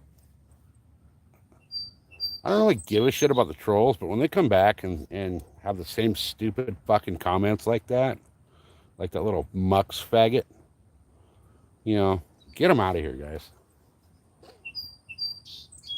It's little kids who have failures for parents that didn't teach them right from wrong. But I reported him to YouTube for bullying and harassment, which, it's kind of a stupid report on YouTube. But, when they're coming into your channel doing that kind of shit, they are harassing you. So what'll happen is eventually, every time you report somebody, it logs their IP address to the main YouTube server thing. And the more reports they get, the more red flags they get on their account. And pretty soon what will happen is, after a certain amount of reports, and I'm not sure the exact number, but after a certain amount of reports, YouTube will block your IP address and then report to your internet provider that your IP address is used for, basically bullying, harassment, spam, whatever. And pretty soon, mom and dad's fucking IP address is blocked. And, well, that's when people like that little Mux piece of shit, really piss off mommy and daddy and, aren't allowed to play with the internet anymore.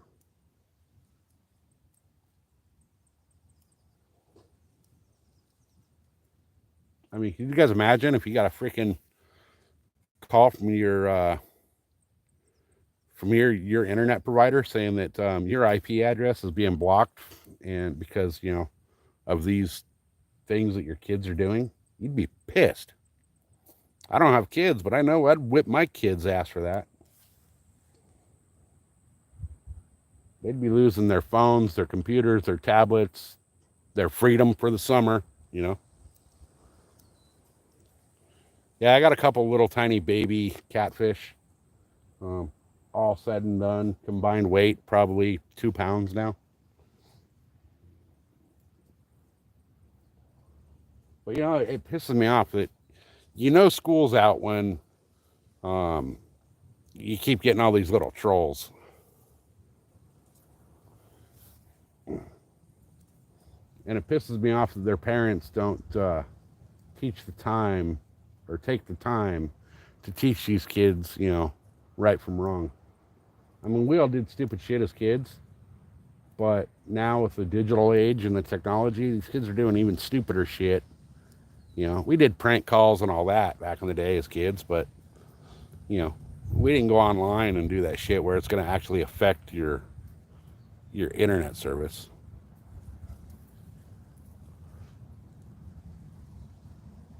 Um, let's see. Noah, I'm in San Diego. I'm not going to tell where I'm fishing at because this lake does not get a lot of fishing pressure, and I don't want to broadcast that out to the people that'll start coming up here and putting a lot of fishing pressure on it. But I'm in San Diego County.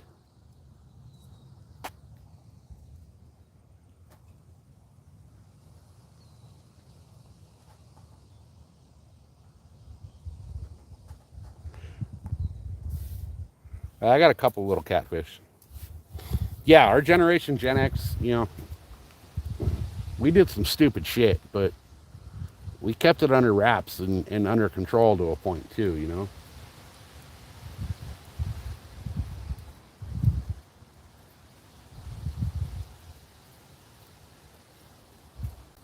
But again, our parents would have whipped the shit out of us for the stuff these kids are doing today. And we didn't get a trophy just because our baseball team freaking had practice on a Tuesday. You know, if your team sucked, and you didn't get rewarded for sucking, which actually made us all better.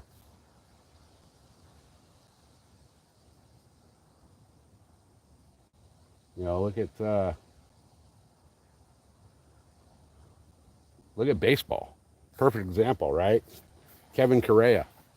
He pitched for the Padres for a long time, and I believe he went to the Pirates. Barry Zito pitched World Series for the Giants. They all came out of San Diego, and the teams they played on, man, if you sucked, you sat on the bench. Um, I had a cousin that played with Barry for a lot of years, Barry Zito, and Barry sucked in high school, but he stuck with it, and he went through, and he practiced and practiced and practiced, and dude ended up pitching freaking game one of the World Series for the San Francisco Giants. Nowadays, kids go and they don't strike out. They get an intentional walk.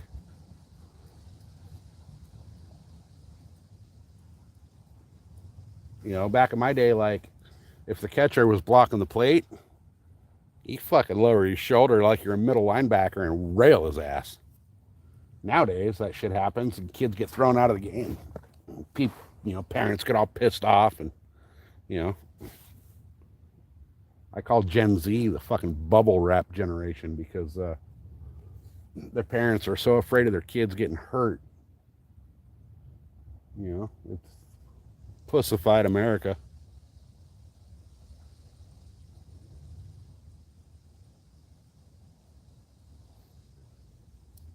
No, I didn't kick Terry out of the live. Why would I kick Terry out of the live? I'll kick you out of the live before I kick Terry out of the live.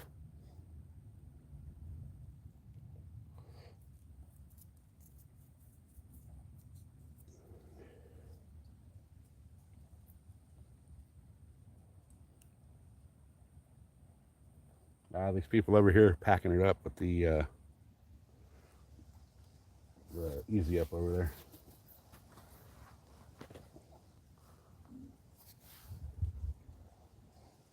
There we go. Oh, you guys see that? That rod just got whacked. It's getting hit.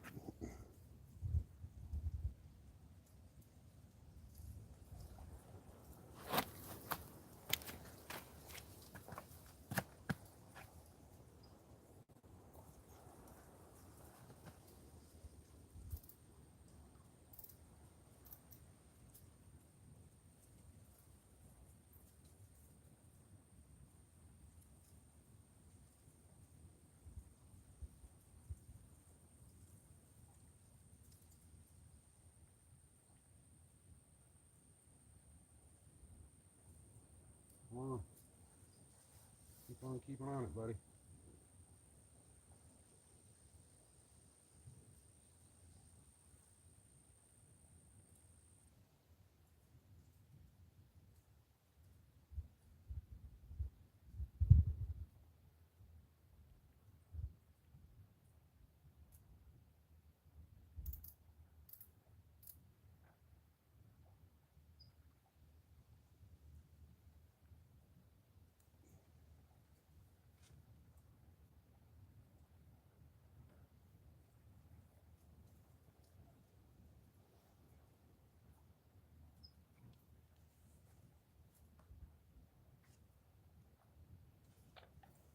Oh shit. There we go. Another. It's still on there. It's still fucking with it.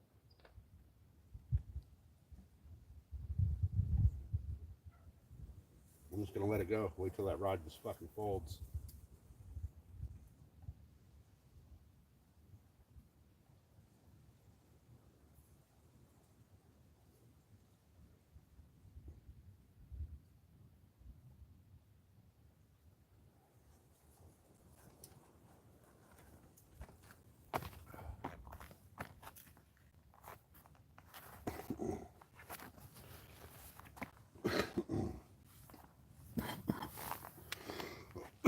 I know that now that they will hit that squid.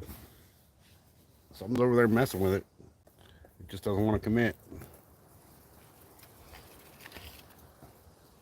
Once it makes that commitment, though, game on.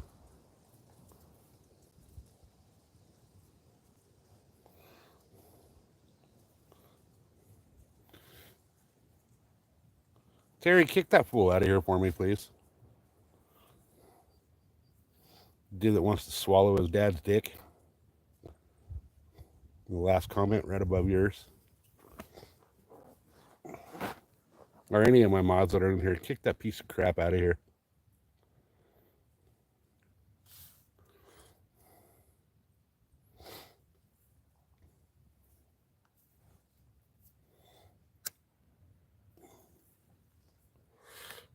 Actually, let me report him.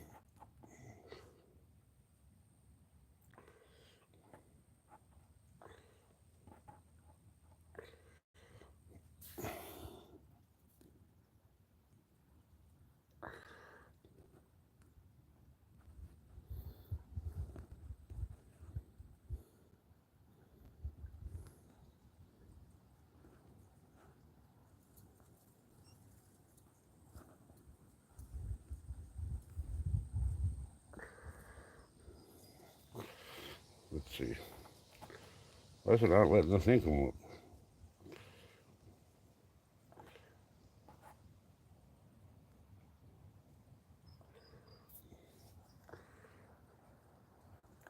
Oh, there we go.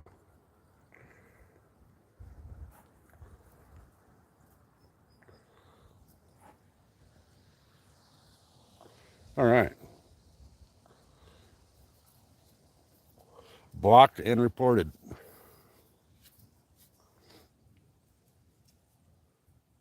Someone's down there messing with that rod. You guys see that rod dipping? I mean, it's probably hard to see it with the way the sun is, but something's down there messing with it.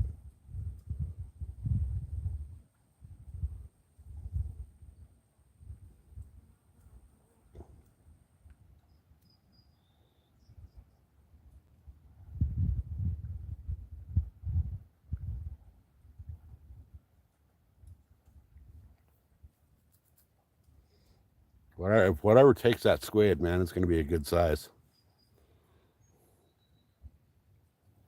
Yeah, this is 18 and over.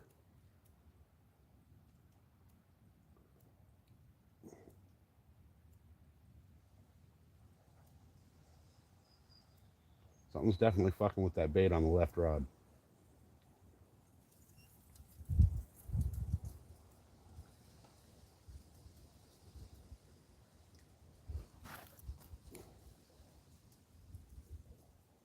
I'm just gonna let it go until it takes it. My drag's loose enough that if it takes that and starts running with it, it'll start pulling drag.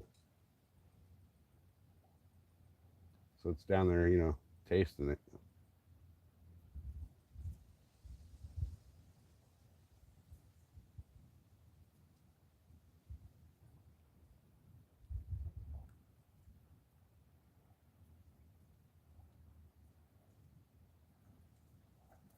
Come on, little bitch, eat it.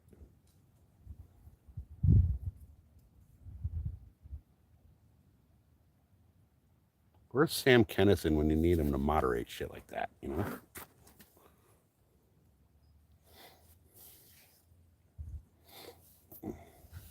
Yeah, hopefully my hunting videos this year are blood and guts. You know how deer hunting is in San Diego. We have a 3% success rate, and 2.87% of that success rate is on private land.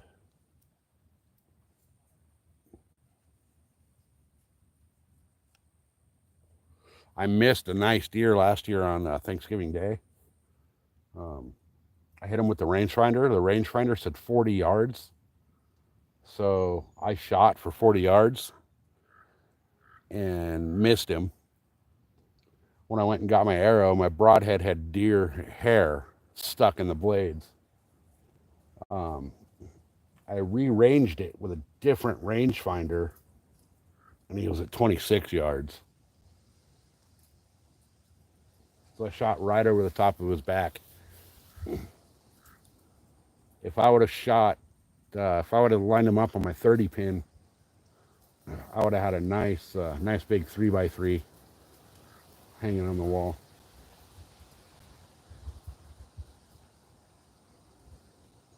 The sad thing is I had tracked that deer for quite a long time, and I saw him again in December. And the second time I saw him, there was a guy that was hunting muzzleloader that decided he wanted to put his trail camera. The dumbass put his trail camera, he wrapped the strap around my tree step, and then told me he didn't realize he put it on a trail or somebody else's tree. My freaking my tree stand was right there. He literally had to go around my tree ladder to set up his trail cam, and then tried to tell me he didn't notice there was a tree stand there. So when I confronted the guy, he's like, "Oh, I'll go take it down and I'll move it." So what he did was he would wait for me to walk into my stand, and he'd go post up like 60 yards down the way from me, so that any deer that came up that path, he had first crack at it. And he ended up shooting that deer that I was chasing. The cool part, though, was he shot it like 20 minutes before legal shoot. And I actually had cell service up in that tree. So I made a little call to, the boys in green. And they came out, and he did not get to keep that deer. One of my trail cameras picked up the whole thing. He didn't know I had a trail camera down there. And my trail camera picked it all up, the shot, the timestamp, the whole 9 yards. So I went and pulled the SD card out, showed it to the boys in the green uniforms. And from what I understand, dude lost his license for a couple of years.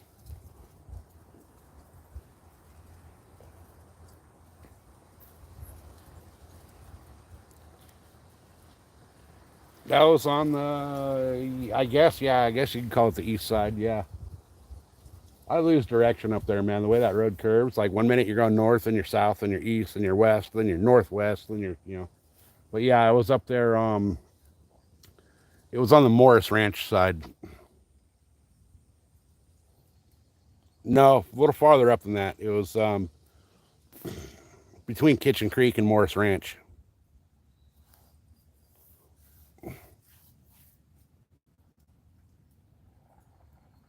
It's actually God, I hate telling that spot, but it's not like it's a secret. There's fucking opening day. There's going to be 18 million bow hunters down there, but it's right before Morris Ranch, um, before Las Huecos. Um, hey, Albino, why don't you grab your own fucking dick and shove it in your own ass?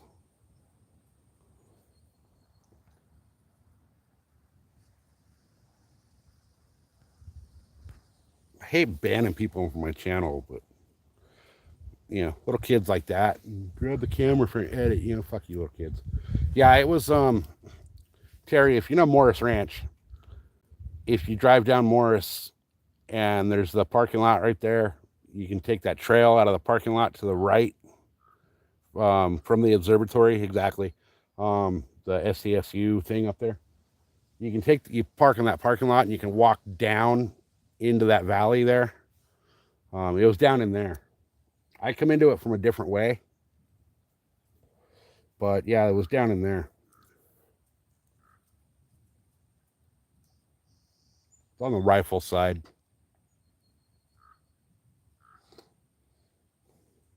It's been too hot to go start scouting this year, but I'm not going to hunt Laguna this year. There's too many goddamn people up there between all the hunters and all the mountain bikes and all that. You know, it's just too much. Oh yeah, yep, yep, yeah. You know where I'm talking about. There's that one little turnout where you can either go up the hill and you'll end up over by Wooded Hill, or you can go the opposite direction across the road and you go down into the rodeo grounds. It's a great area, man, but it's just fucking loaded with people. I don't ever go down as far as the rodeo grounds. If I'm going to go to the rodeo grounds, I'm going to come in off Thing Valley, but it's like halfway to the rodeo grounds.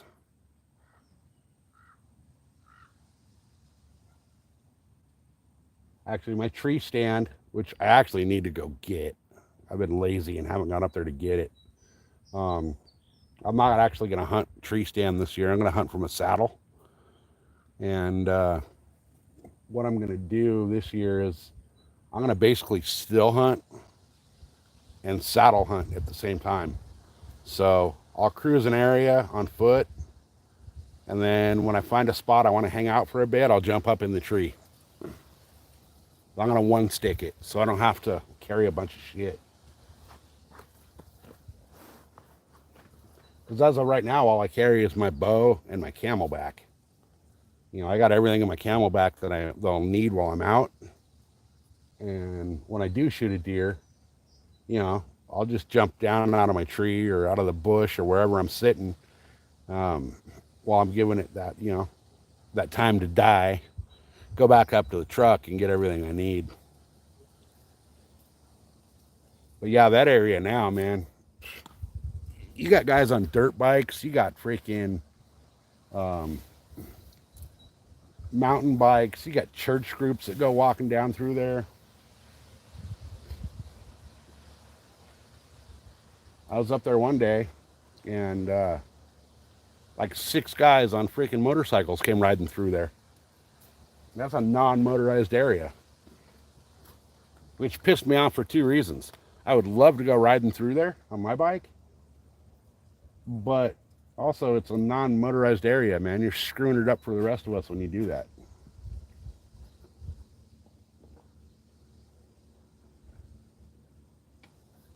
And then, without fail, the second week of archery season every year, like clockwork, you know Tulok's gonna fucking release their cows.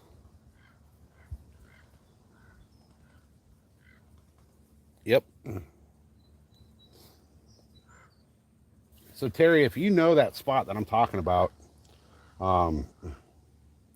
it's just before Morris, like one curve before Morris. The parking lot, if you're going off the 8, going up Sunrise, it's on the left. Just past, it's like halfway between the last little turnout thing, like the concrete turnout, and Morris. There's that parking lot on the left where they got the fire road that goes up, that ends up over at Wooded Hill, that trail. Or you go to the right and it goes down to the rodeo grounds.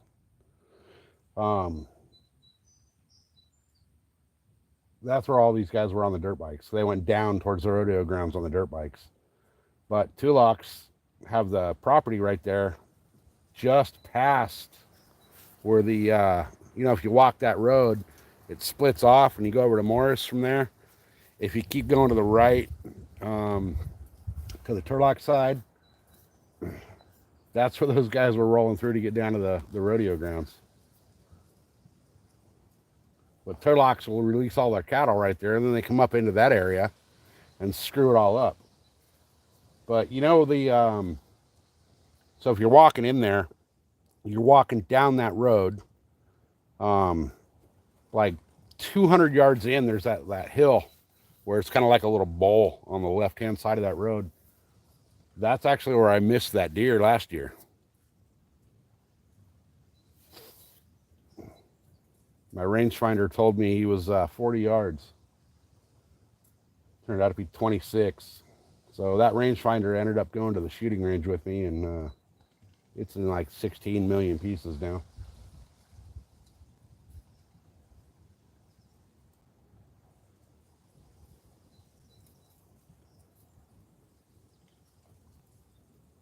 That was a nice big deer, though, too, for up there. That was a big deer. Little turnout in the rec area, yep. Yep. And then if you go down that road opposite from the turnout, there's the fence line that stops the rec area. You can rifle hunt that. And down in there is where that dude shot my freaking deer. I mean, what kind of douchebag knows that you're hunting that spot and then posts up 50 yards, 60 yards from you?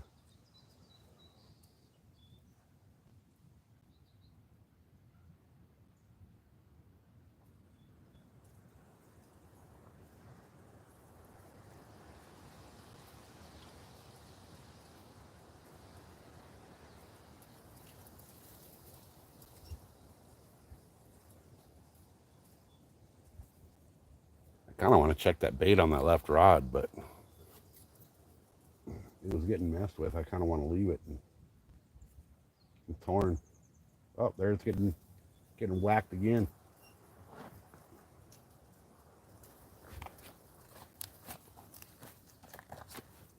Right when I said that, it got whacked.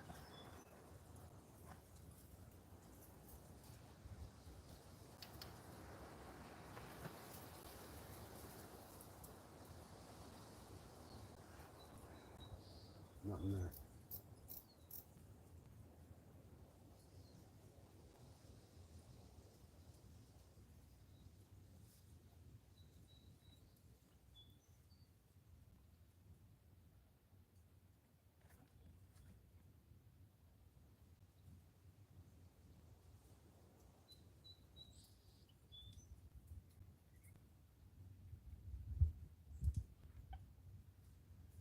Nothing there.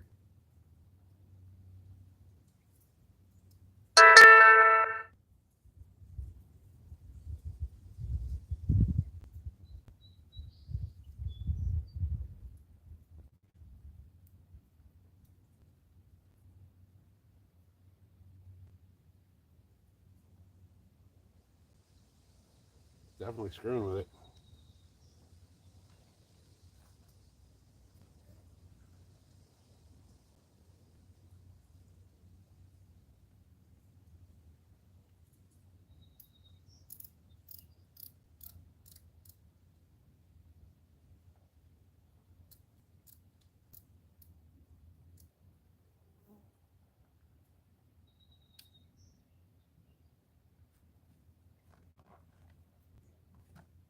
I'm just gonna leave it be.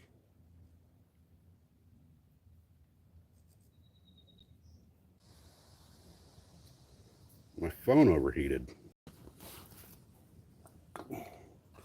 Let me see if I can get this set back up.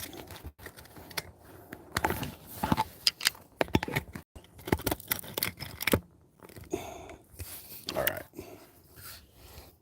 I got to try to find somewhere different for the phone to go because the sun was on it and it overheated it. I'm getting overheated over here. Let's see. Where can I put this dang thing to make it work? That's the first. I've never had my phone overheat like that.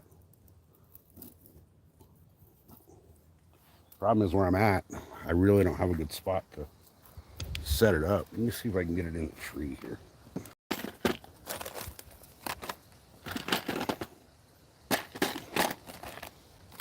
Give me a minute and see what we can do here. If I can get it to stay right over here, we'll be okay. Somewhat in the shade. All right, can we still see the rods?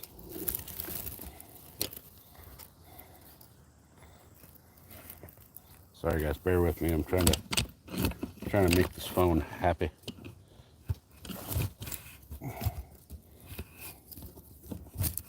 It shut my whole phone down. It said it was overheating, so.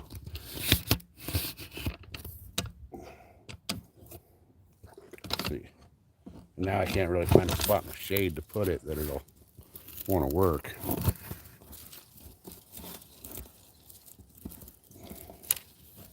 It's all right. There we go. That's not the best, but that should work for a minute, I think.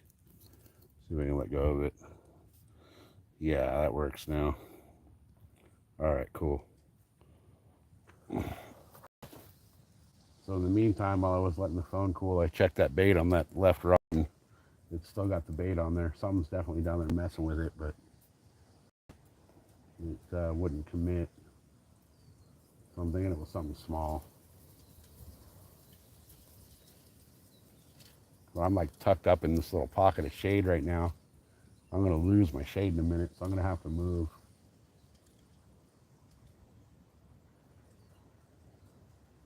I mean, it's 96 degrees right here, so let's see if I can get this camera to where I can actually. How's that? Is that better? Jim, what's happening, brother? That right rod and reel is ugly stick. Well, you talking about that one or that one? That one. That's a Penn Blue Water Carnage tuna rod with a Daiwa saltwater reel. The other one, this one, that's the ugly stick right there.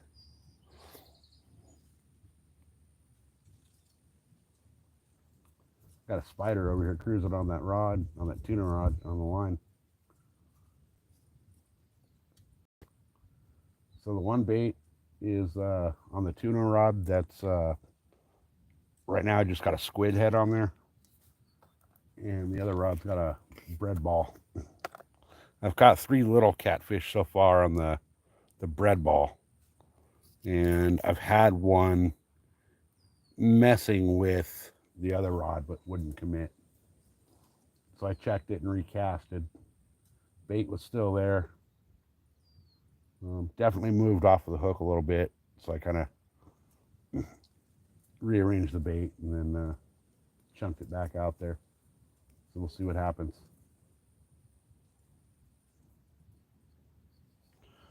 It's been probably an hour since I've got bit. I mean, well, I've got bit, but nothing's committed. And the snake is still in this goddamn rock below me. I think he's just in there trying to keep cool because it's too hot out here for even the snakes.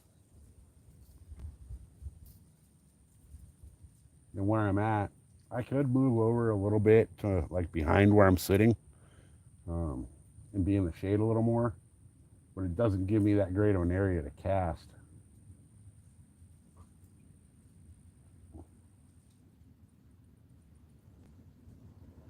So we'll see what happens here, though. I just rebaited that spinning reel, the ugly stick, chunked that back out there. So hopefully we'll get a fish on that here pretty soon.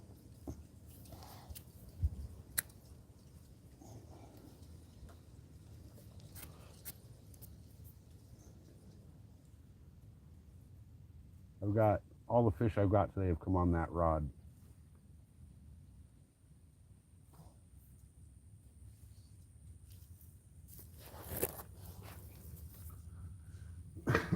Which, I mean, I could move over a little bit from where I'm at, but there's a bush right in front of me that I would have to fight to get anything in. I'd have to pull it through that bush.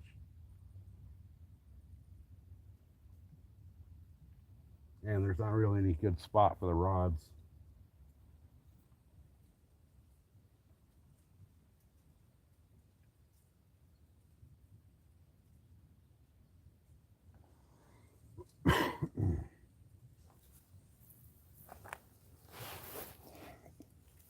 So guys, I know there's 16 of y'all here, and I'm not one to usually beg for the likes and subscribes, but I am trying to build this channel up now. I'm getting a little more serious about it, so if you guys would hit that like and subscribe, that would help a lot.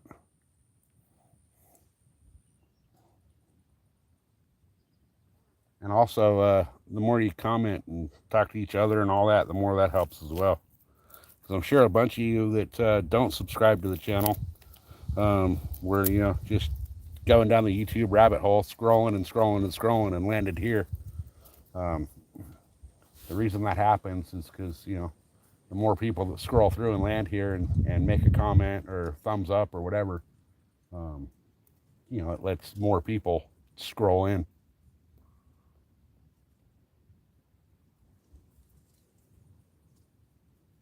And I am going to be doing a giveaway as well on this channel for I haven't decided yet which subscriber number I'm going to do it with, but either somewhere between 500 and 1,000.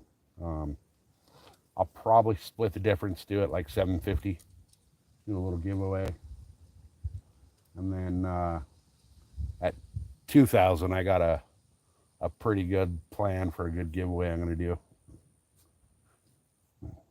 And you will have to be subscribed, obviously, to win.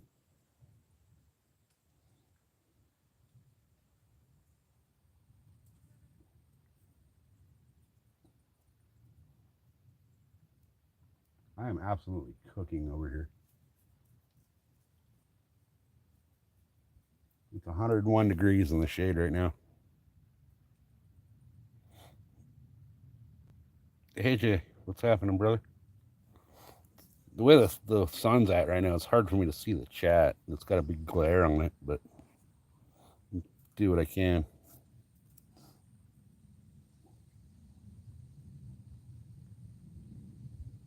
At least bank fishing like this, I can actually interact with the chat. It's damn near impossible when I'm on the boat.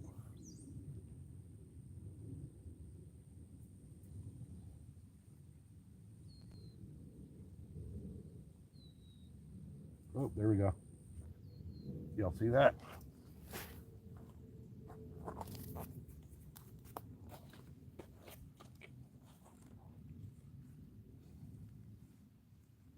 I think I just got my bait robbed.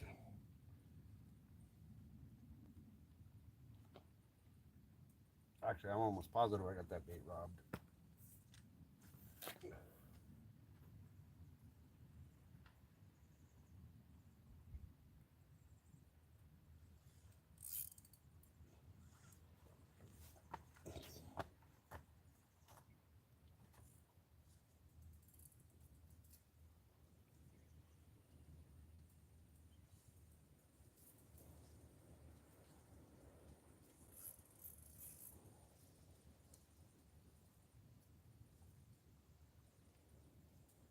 Whatever it was wrapped me up into a tree.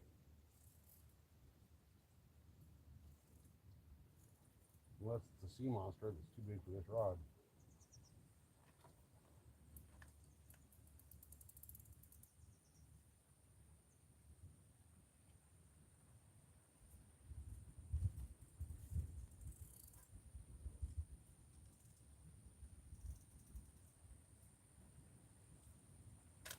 Oh, broken off. Yeah, it was wrapped me into a tree.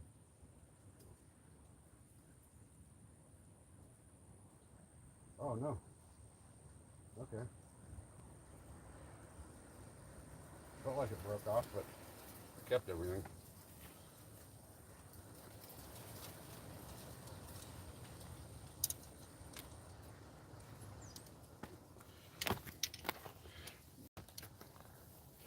Every time I step up on that rock right there, that snake looks at me like, bro, I'm trying to sleep. Leave me alone.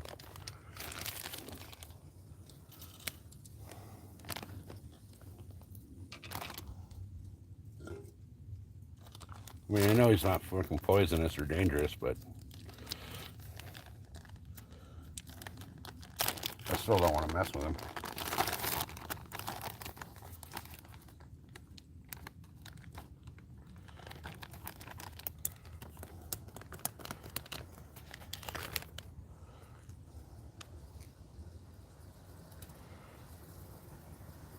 I'm almost wondering if maybe I should switch to a bigger hook, considering the size of the bread balls I'm using.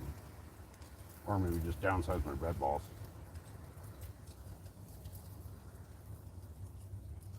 I think what I'm going to do is, because I'm just using like a little single hook, I'm actually using the same hooks that I would use for live bait on a tuna. Just real small beefy ass little live bait hooks. But JR, what's happening, brother?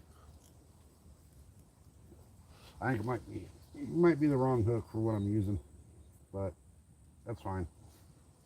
I'm not a bank fisherman, and I'm not a cat fisherman. So,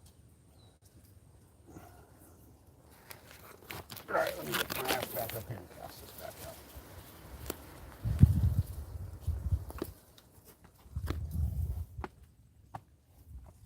Yeah, Mr. Snake, I see you, bud.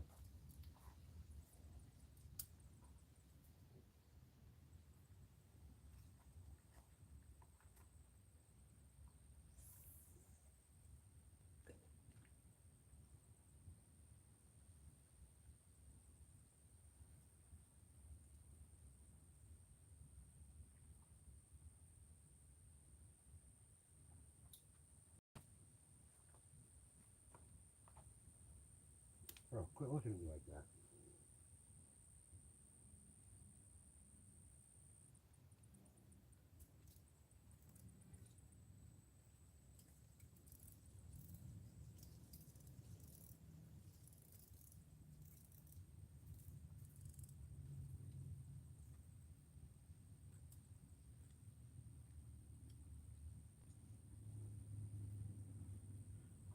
I'll reach in there and grab you by the freaking head, buddy.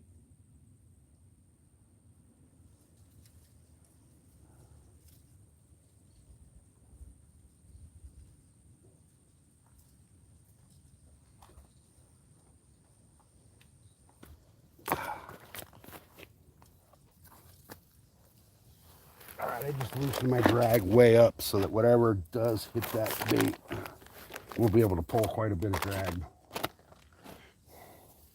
But that rock, I don't know if you guys can see it when I'm standing up on that rock. Let me turn the phone a little bit. So this rock right here, that one that I'm standing on when I cast, there's a snake. He's about a 5.5, 6 foot gopher snake, just chilling right there in the little cavern in that rock. He scared the shit out of me. He came up out of the water over here and started cruising right up this little gully that I'm sitting in. I kind of deterred him to go over that way. He went over there and curled up. But I looked up and there's a big old 6 foot fucking snake right in front of me, and you know, they're not known to make very much noise when they come up on you. So he was about 5.5, 6 feet away when I first saw him.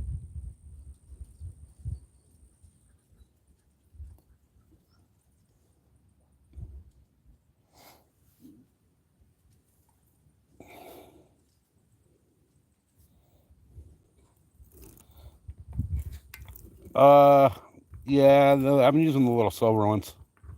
The little mustad anchovy hooks.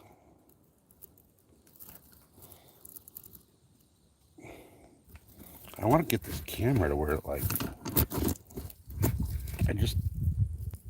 if I can get it to stay in a good spot, man, that would help. There we go. How's that? Is that better? Oh, come on. There we go. Now I can actually kind of see the chat. And one rod's got squid, one rod's got bread.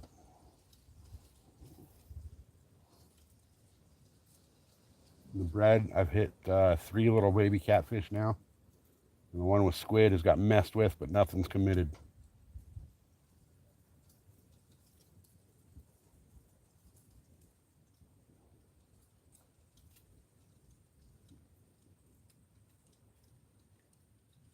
God, it is fucking hot out here, guys.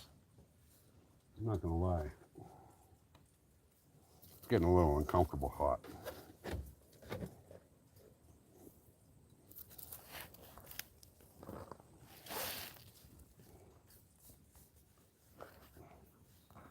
And it doesn't help that I'm sitting in these damn rocks. I got a nice comfortable chair up in the Jeep, but nowhere to put it right here.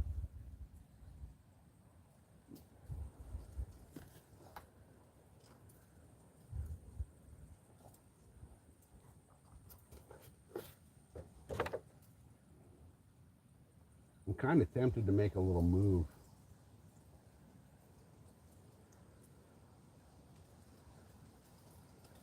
I've been fishing this spot for, I don't know, 2.5, 3 hours. I've got 3 fish here, but I'm kind of thinking about moving over to the other side. Then again, like, I have shade right here. Over there, there's nothing.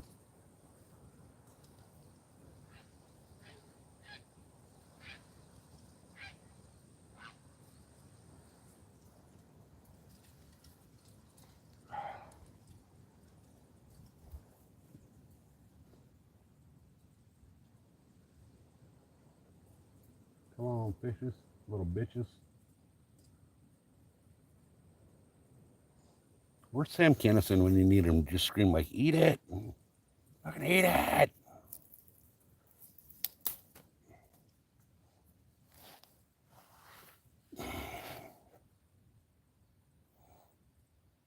I don't ever use chicken liver for bait.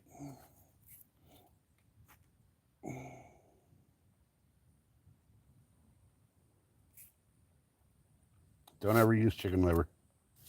I'm a bass fisherman, man. I'm only fishing catfish today because the boat's down and out. So I figured, rather than just sit at home today, I'd at least come sit down here and shore fish for cat. Plus, I got like 3 pounds of squid left over from last time I was at the bay. So might as well use it.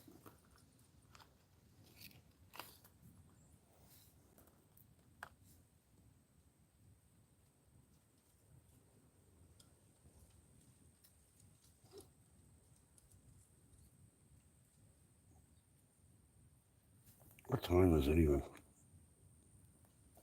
Oh, it's already fucking 4 o'clock.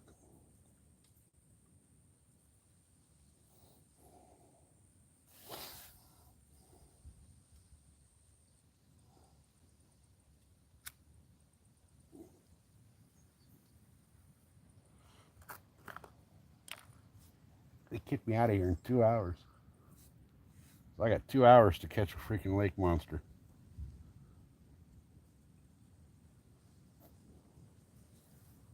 I need to check my battery too. Where's my battery at? Battery's getting low. I'm gonna run up to the Jeep real quick and grab my charger.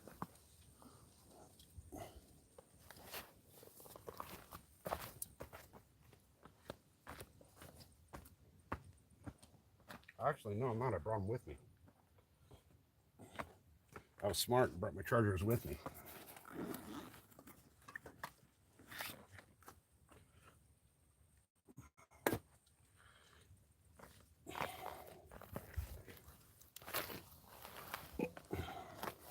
All right.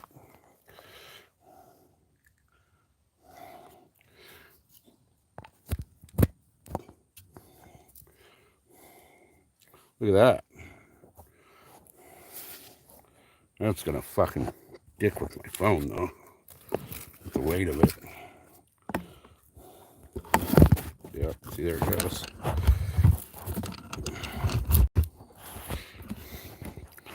Sorry guys, but gotta do what I gotta do to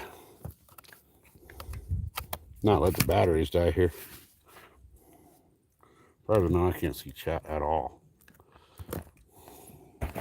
Let's see what I can do here.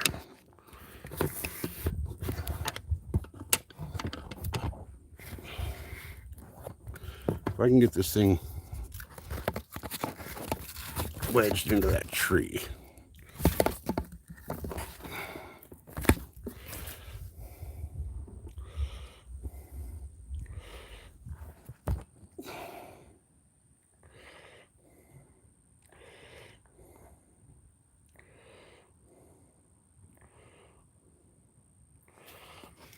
Oh, come on.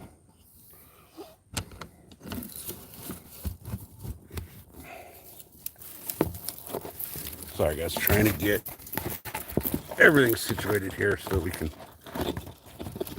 charge the phone, and there we go. How's that?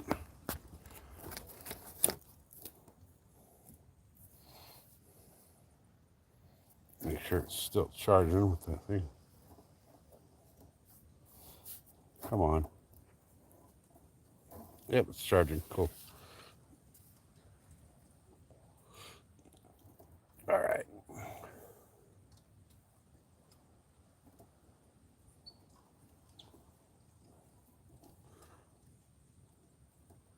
Locked in there.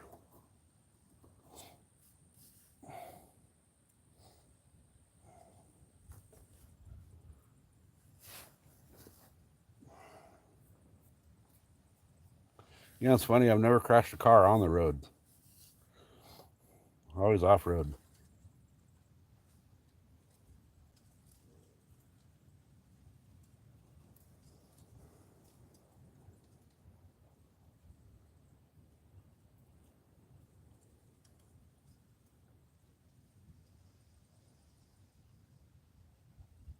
Now, I have crashed my fair share of motorcycles on the road. Actually, the last place I dumped my street bike was going down Banner Grade. For all you guys that don't know Banner Grade, that is a gnarly downhill, windy ass, like BMW commercial type road.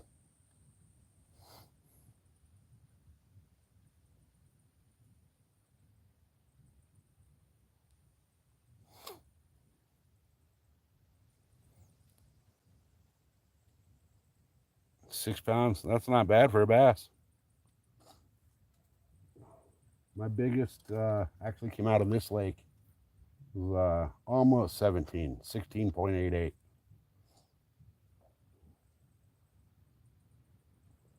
A little shy of the lake record.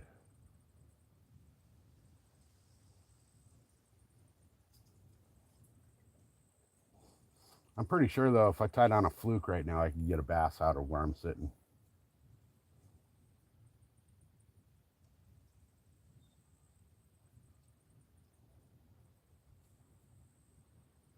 I'm actually kind of tempted to do that.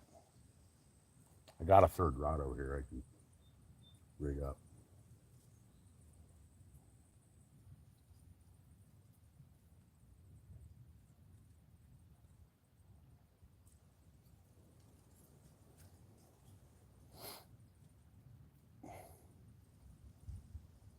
Yeah, that's all I do is catch and release. Dirt bike 54. What do you ride? Oh, San Felipe Wash. Yeah, okay, I know that.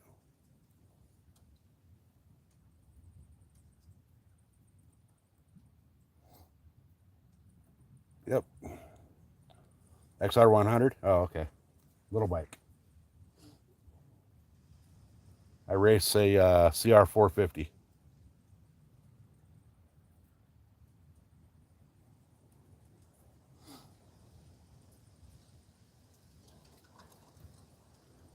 Terry, have you ever done Plaster City all the way over to Christmas Circle? That's a fun fucking ride. We do that one in the Jeep quite a bit. Out through like Fonts Point and Malpai and all those. That's a cool ride.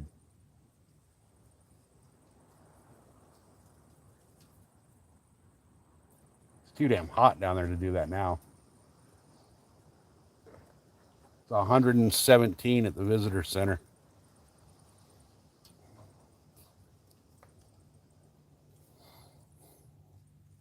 Oh man, you're 12.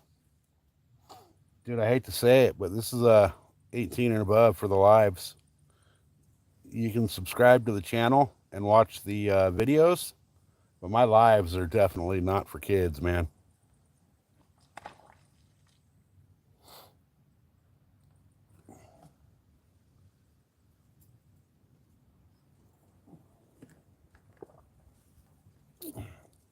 Painted Gorge too, yeah. Back in the 70s, that was when good old Fudd was running the races down there. The clam beds are closed now on the south side.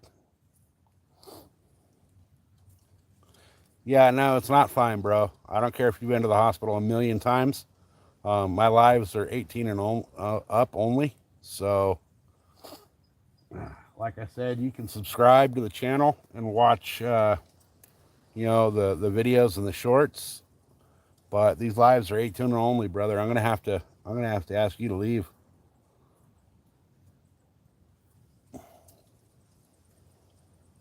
I'm just gonna time you out for 24 hours, but I won't fully ban you from the channel. But feel free to watch the other videos, just not the lives.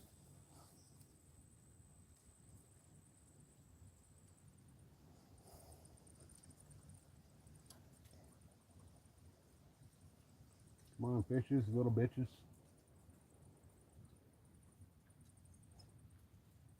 I don't know if you guys can see it on camera or not, but like behind the rods, there's some clouds, like way, at the top of the hills back there. That's actually smoke. Something's on fire out here. I'm not sure what.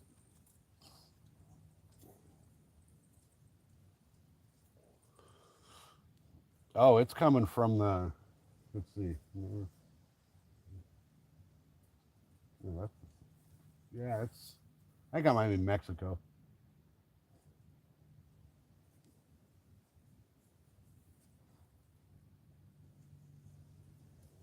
I'm sure if anything was on fire out here, um,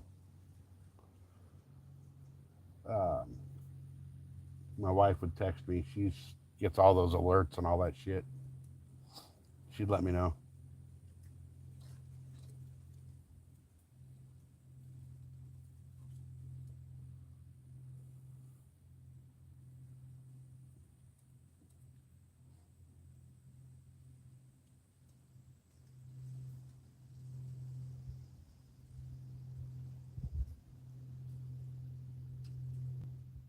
All right, guys, give me a minute. I'm gonna run over to the other side real quick and see if it's shaded over there yet by the boat ramp. If it is, I'm gonna pack everything up and move over there.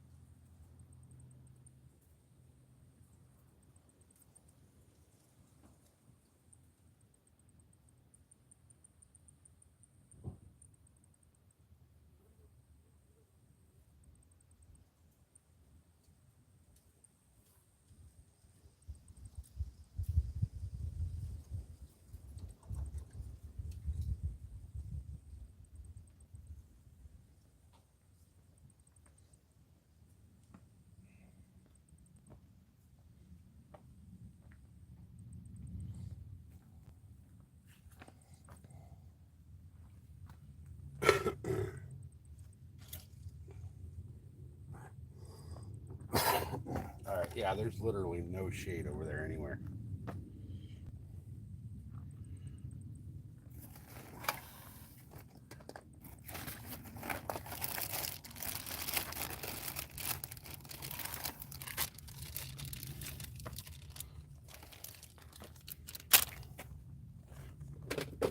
All right.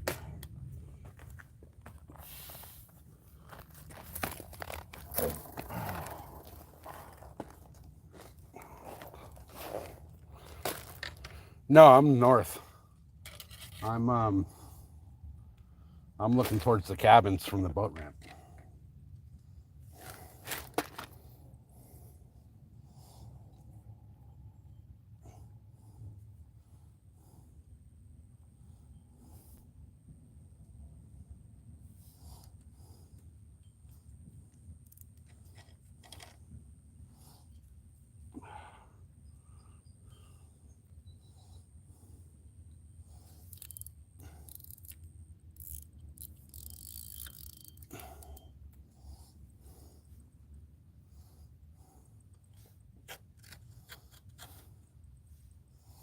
All right, the only thing I have with me for bass is a couple of flukes.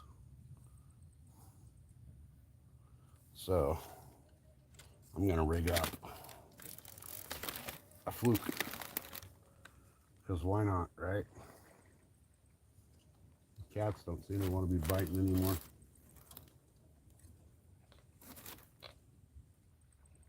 I mean, I did get 3 of them so far, so.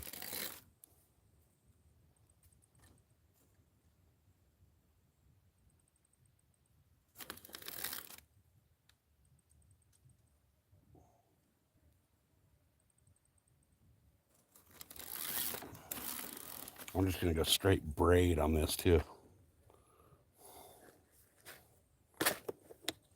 Yeah, it looks like the smoke's coming out of Mex, but it's kind of drifting.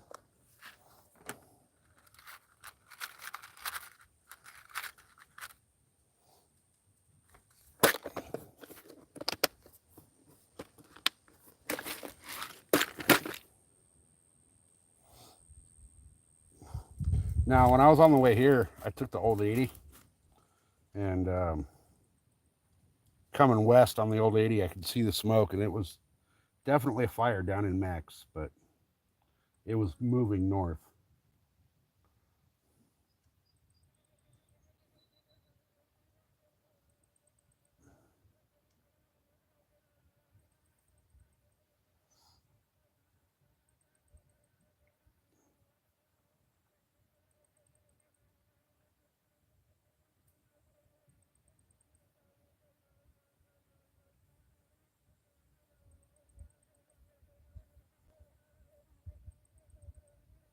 Oh, come on, there we go.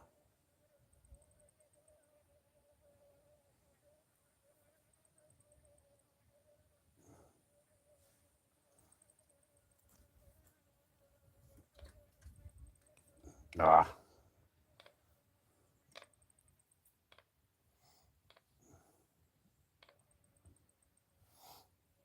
I'm in a shitty little spot right here for sitting here.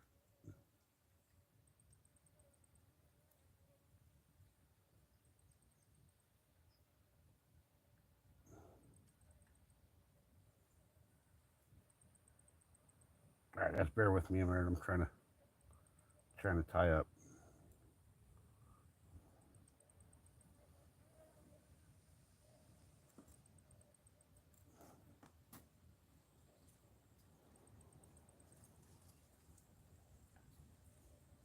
There we go. Now,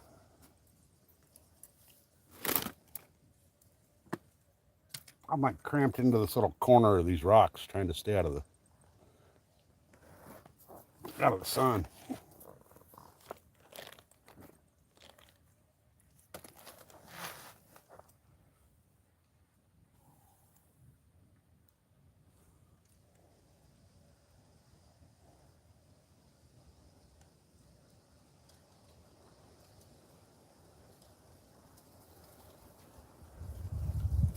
All right.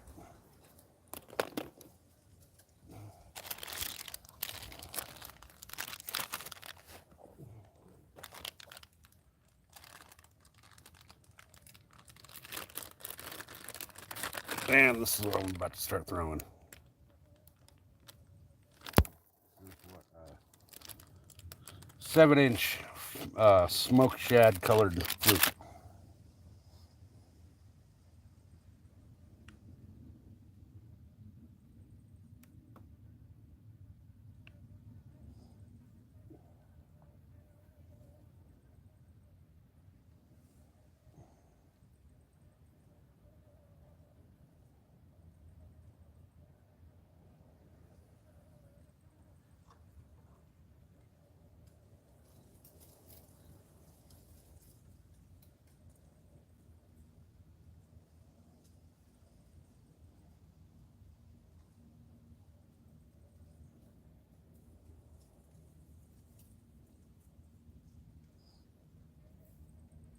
All right.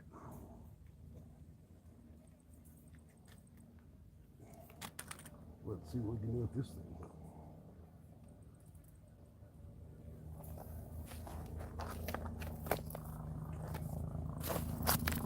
Whoa. I just almost went swimming.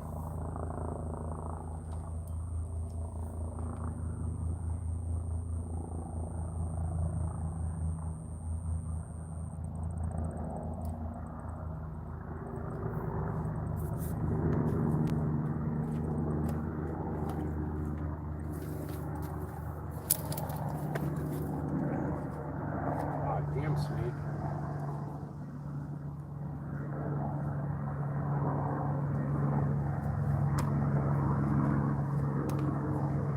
There's a snake 2 feet into that hole. Not even 2 feet. He's a foot into that hole.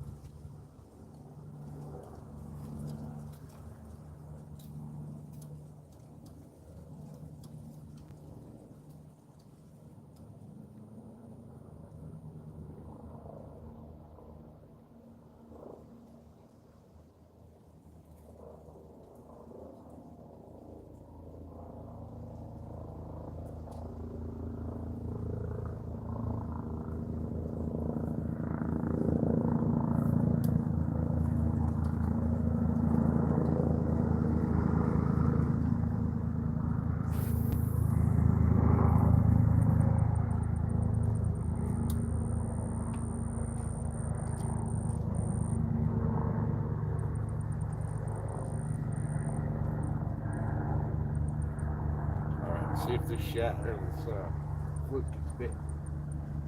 I usually do really well up here on flukes.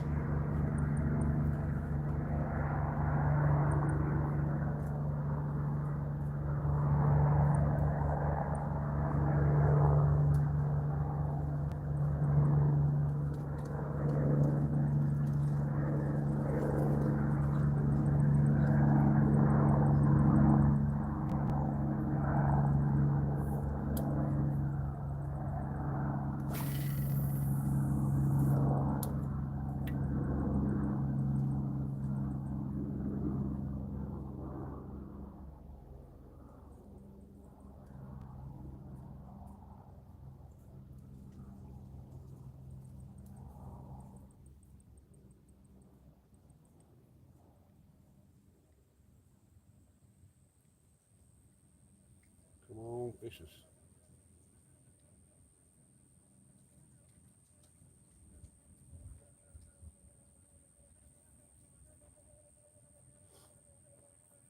This thing doesn't sink very fast.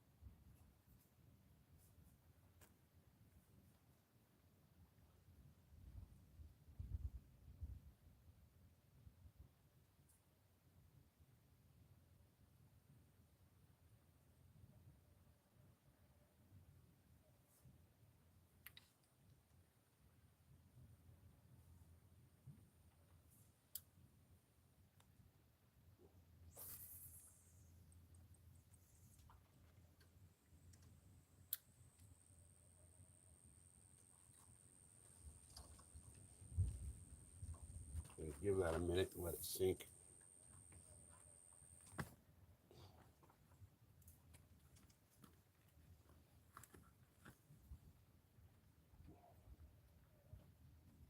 This little gopher snake's looking at me like, dude, get out of the way of my hole. I want to come out of here.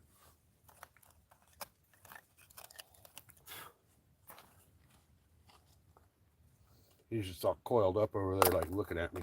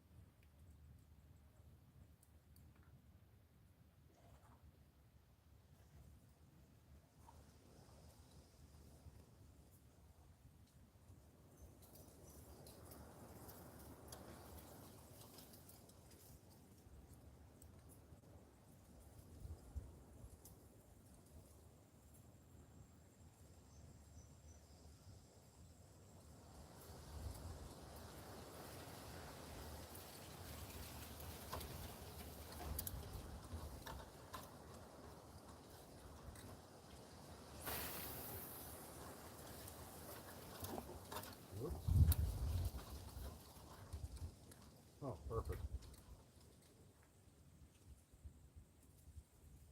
That was a perfect cast. That was right up on the rock over there. Actually bounced off the rock.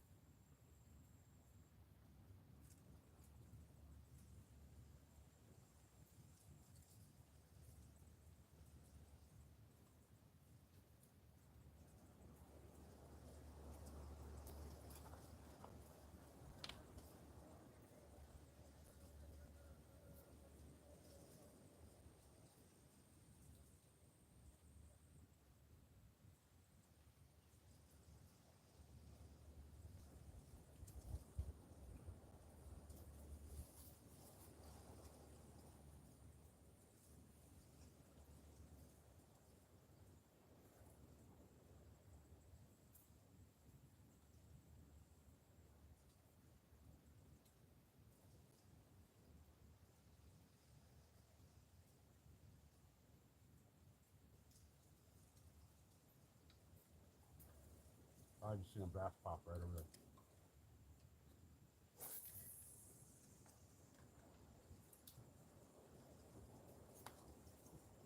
Now that he showed where he's at, I could probably catch him.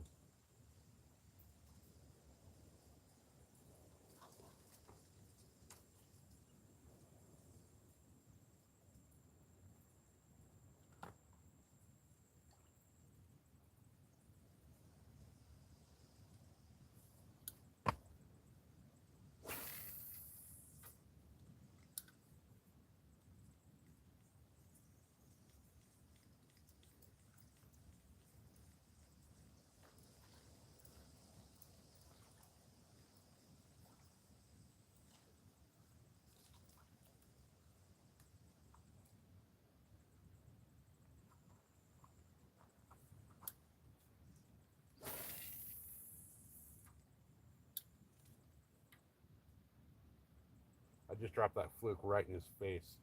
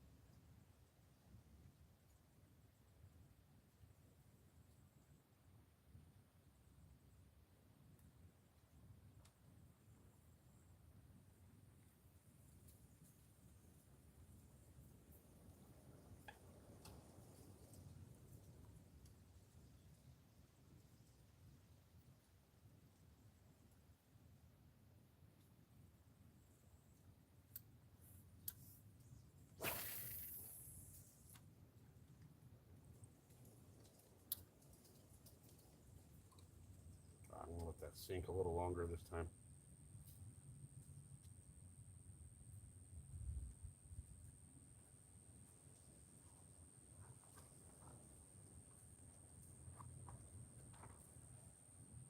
This snake is down here in this hole just looking at me like, bro, let me out.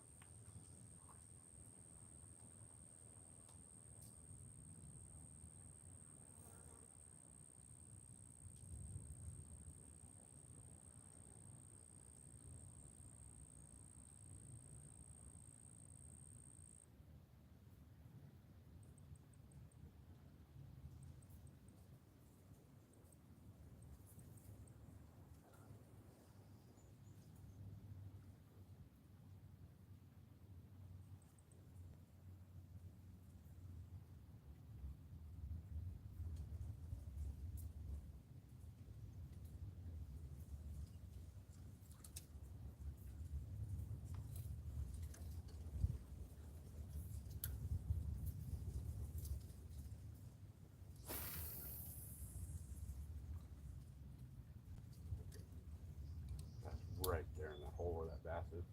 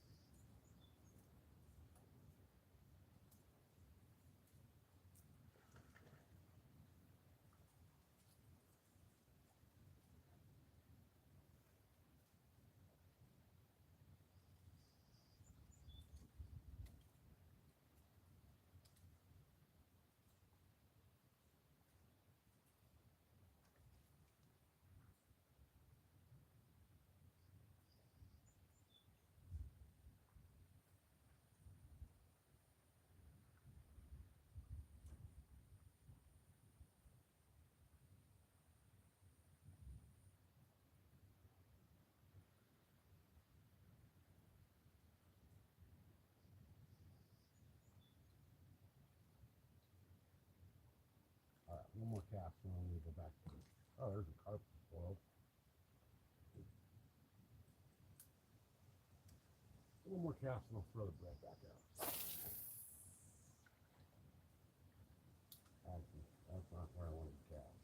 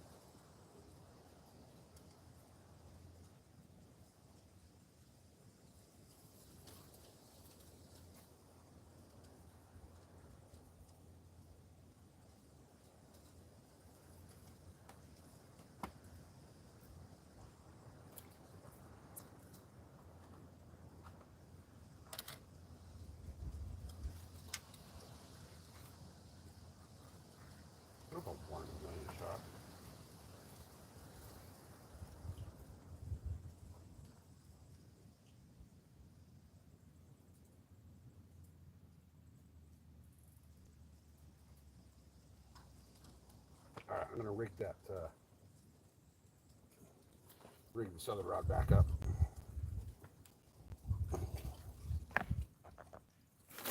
See if we can't get a cat or a carp.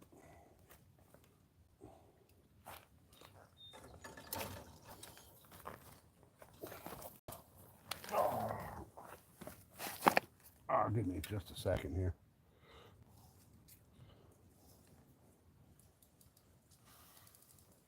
It is fucking hot out here.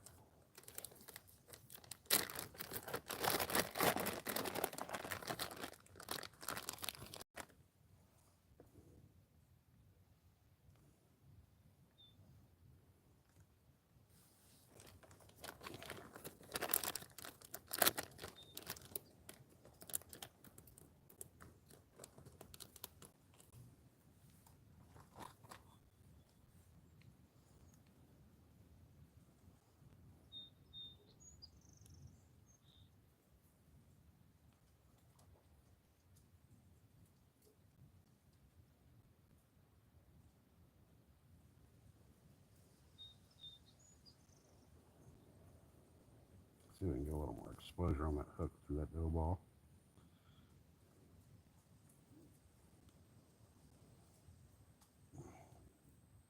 That should do it. Yeah, if anything bites that, it should bite it and get the hook.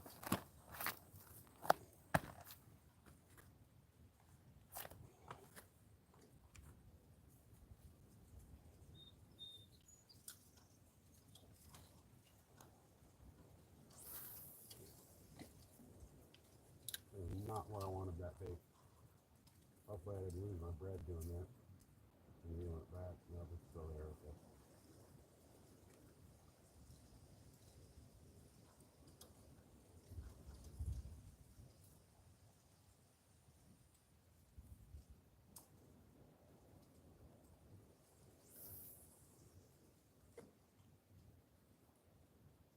Alright, something was messing with this other rod again.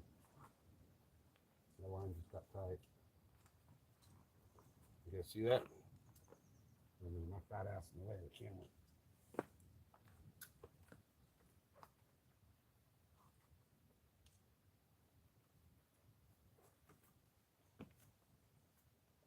This rod over here is getting messed with.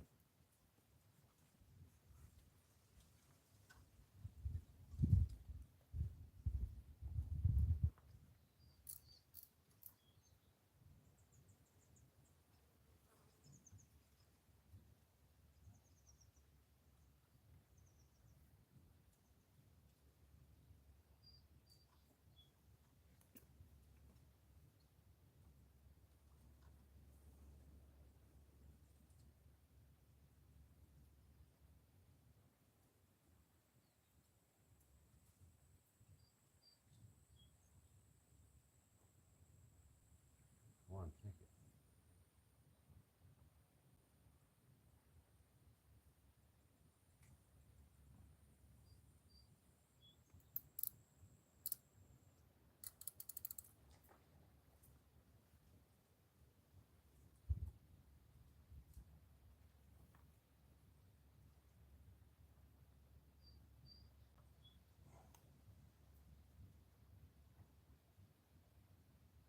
See that rod's getting messed with.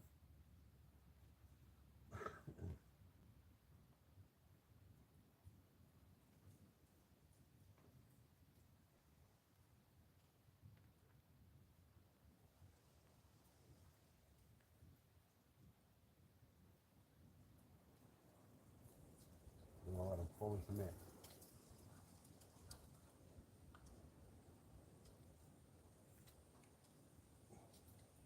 I'm actually going to loosen the drag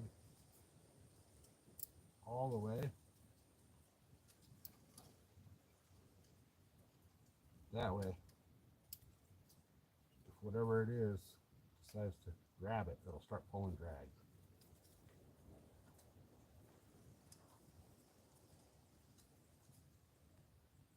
It's definitely getting hit.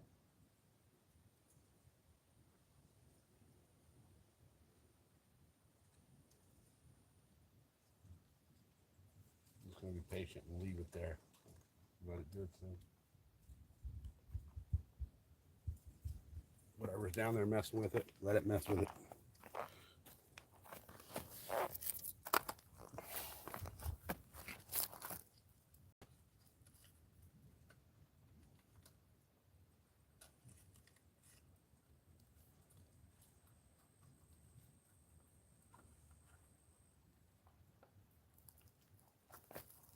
If it commits, it'll hook itself. It's on a circle hook, so.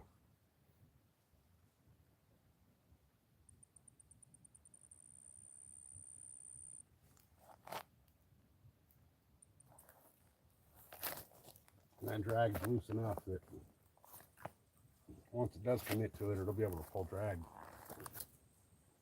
When it starts pulling drag, then, you know, fish on.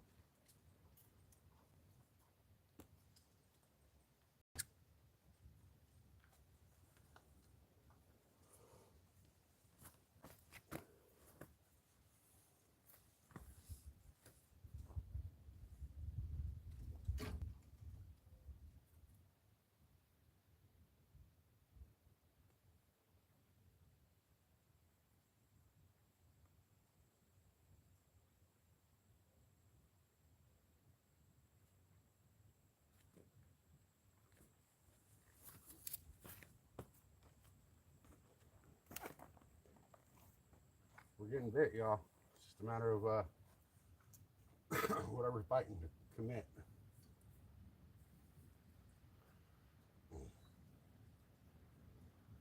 The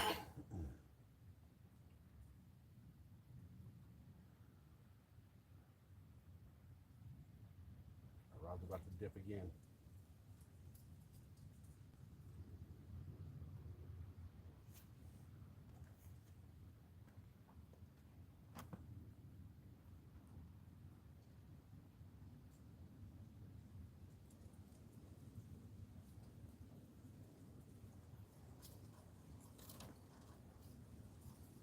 Come on, commit, you little son of a bitch.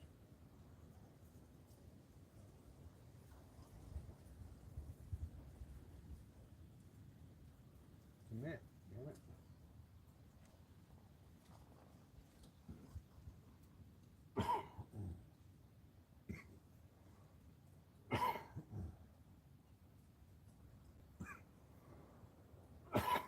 You can see all the smoke in the air behind those rods?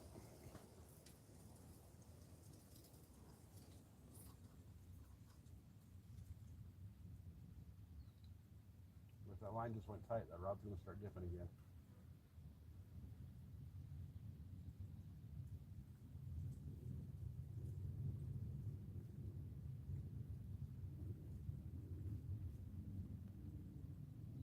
Something's down there pecking at that bait, not committing to the full bait.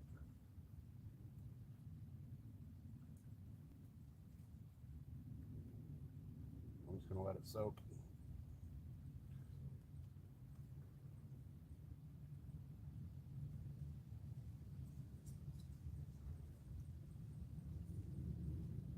Once it commits, you'll know that rod will bend.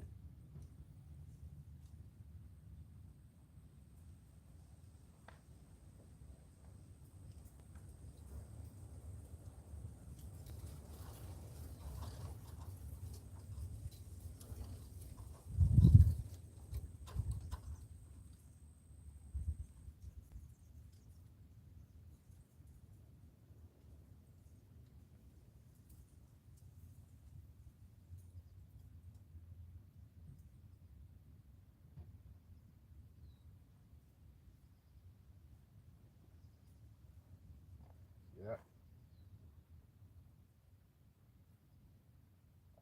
Something's down there pecking at it.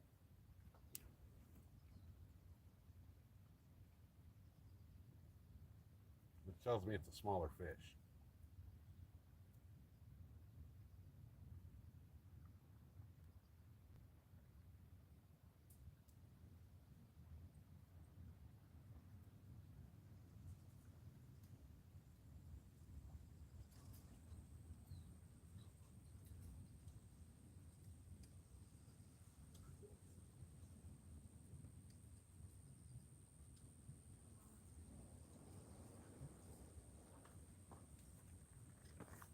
I'm just going to walk away from it for a minute.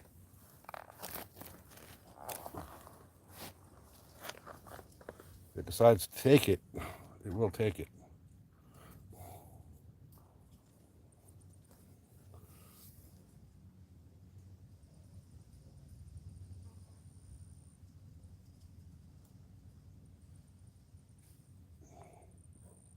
This fire over here is getting big.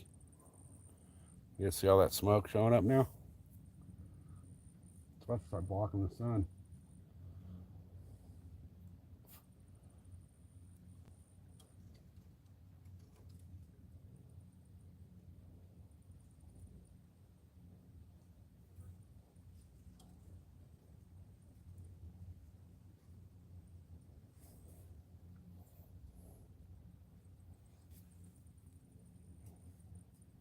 Come on, fishes. Little bitches. They're down there playing with it. They just don't want to come in.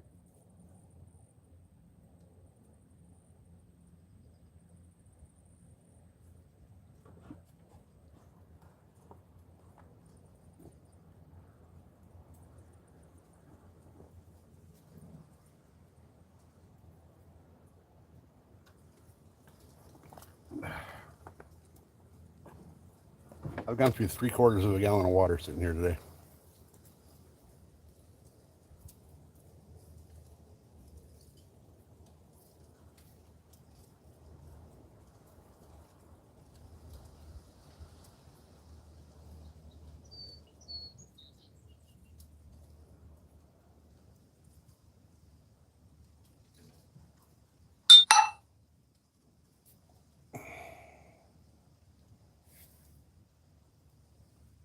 Come on, something's down there nibbling.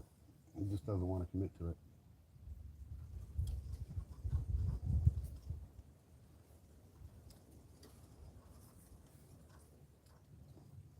The bait might be too big for whatever.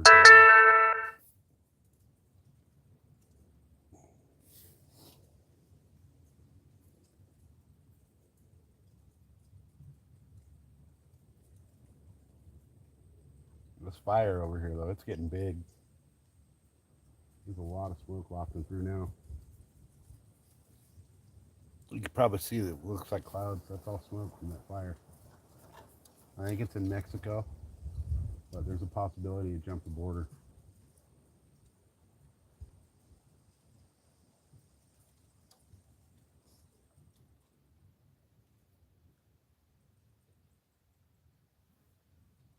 You see that? Something's down there messing with it. Just hasn't committed yet.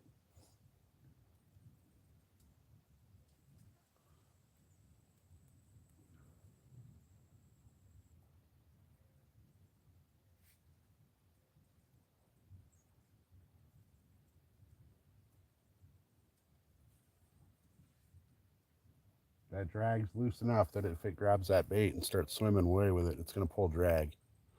And it'll be able to set that hook. It's got a circle hook, so it'll set itself. But we'll see what happens here. It's been messing with it for a few minutes.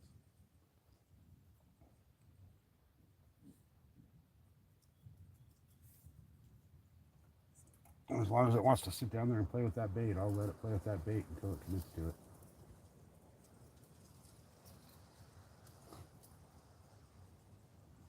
For all I know, it's a little crappie down there, taking little nips at it.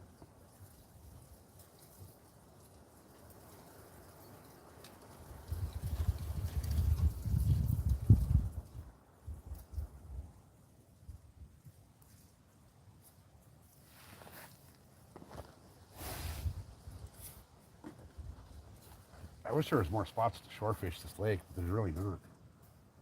A lot of overgrowth.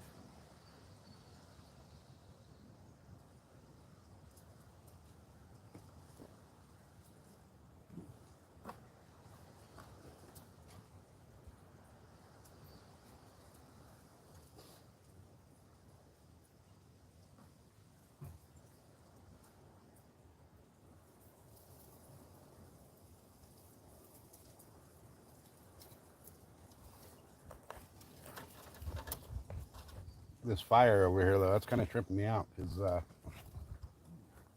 I live 300 yards from the border, so if he jumps the border, that's not going to be good.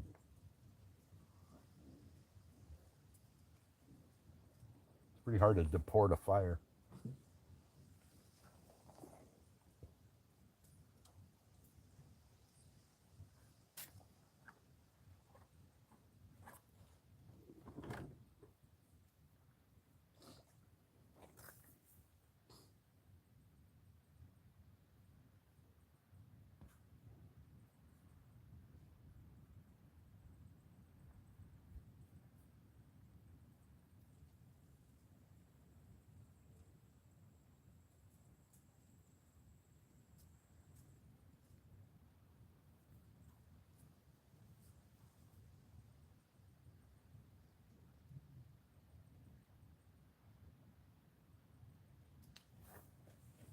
Come on, fish.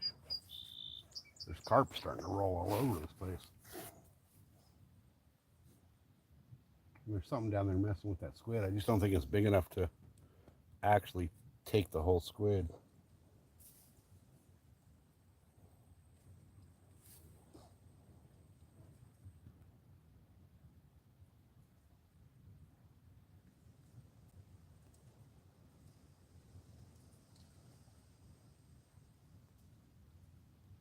Oh, there we go. That rod should mess with.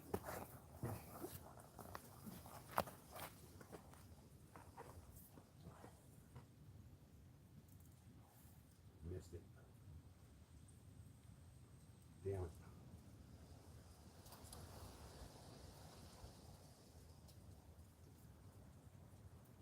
Oh, it's still there. Okay, that's a good sign.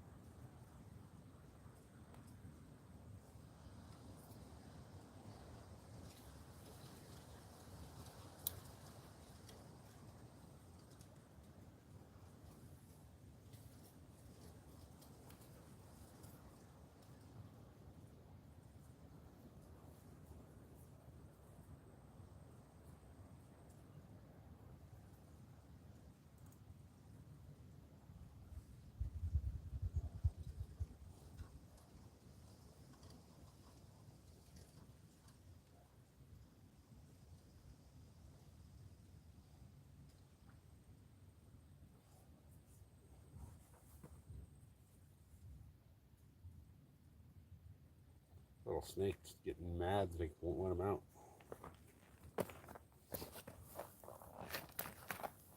There's a big old snake in that hole down there in those rocks.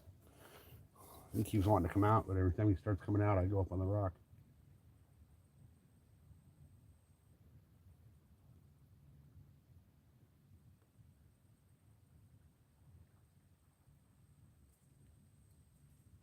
It's just a big old gopher snake, but I still don't feel like messing with him.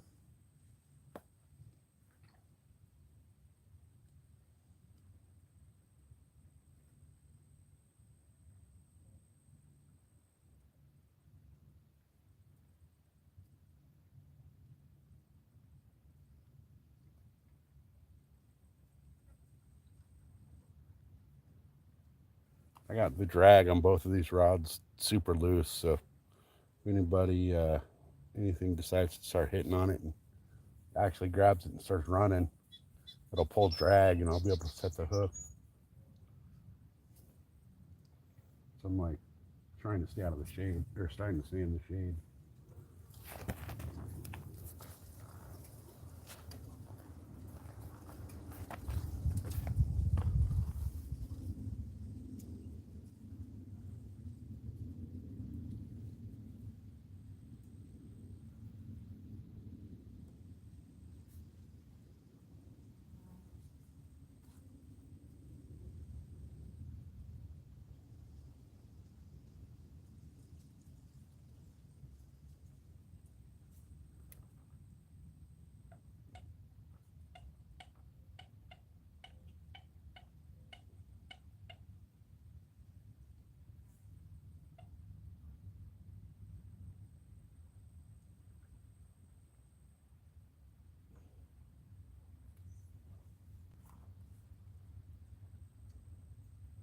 I think this bait got robbed. Almost positive it did.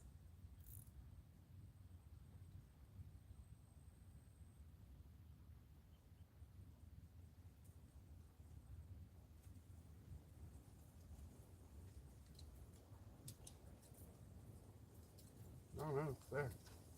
Damn it, I should have just left it.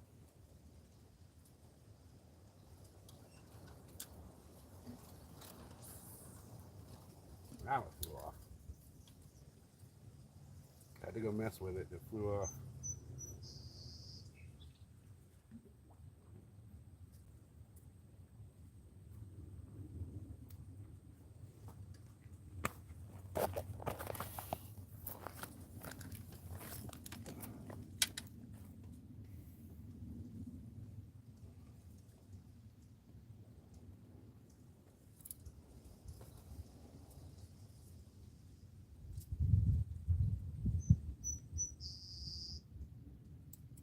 want at least one more fish before I leave.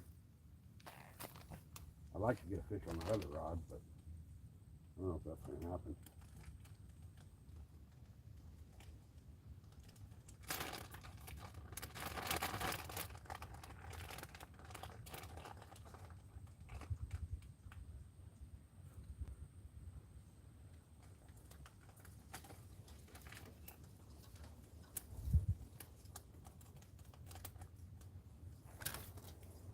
I kind of think I should check that other rod to see if maybe they did rob my bait.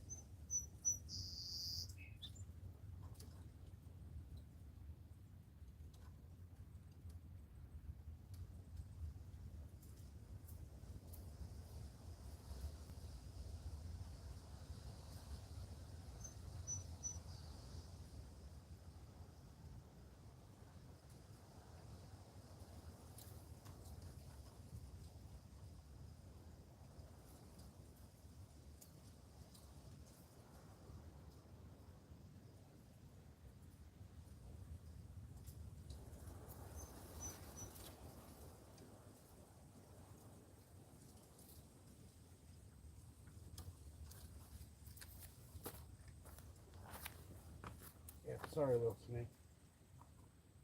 I'll leave here pretty soon. You can get out of there.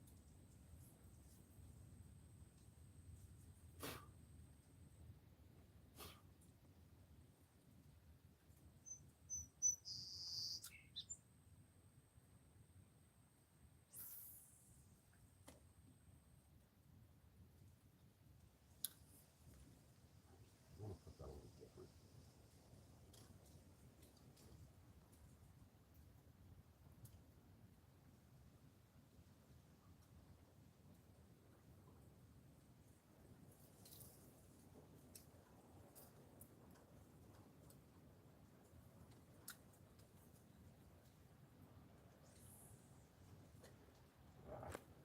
It's not where I wanted it. That's where it's going to be.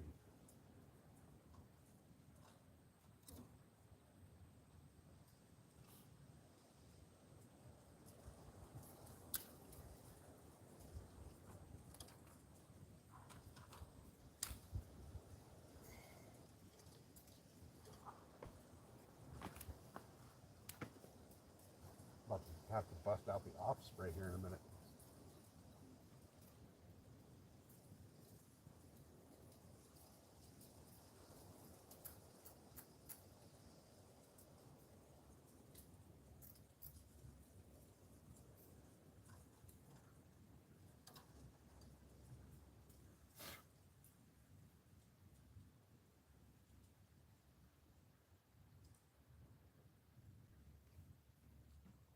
I've still got most of my bait on there.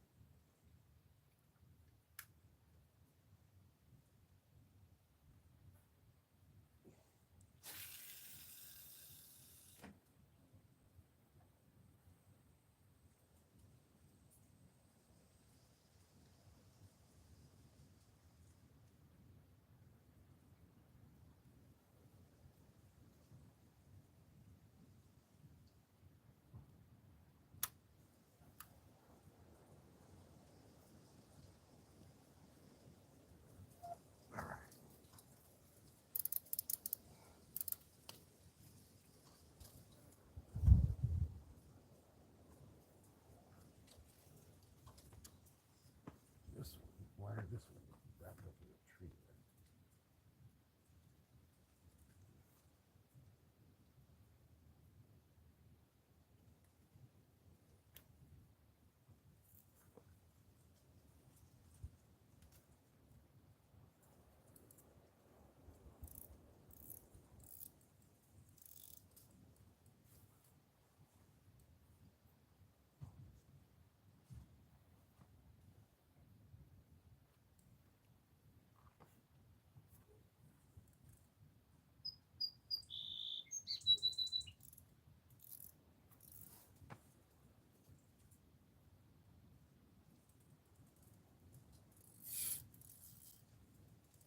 Uh-oh.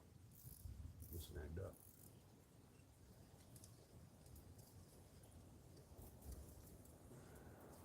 No, snagged up good.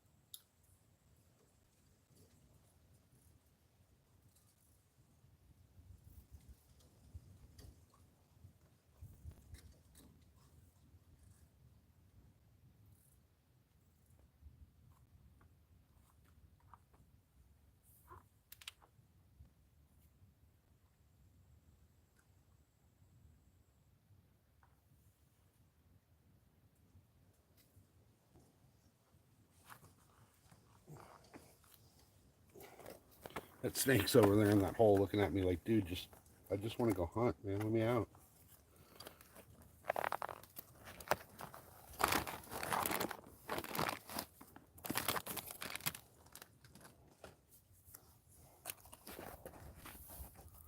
All right.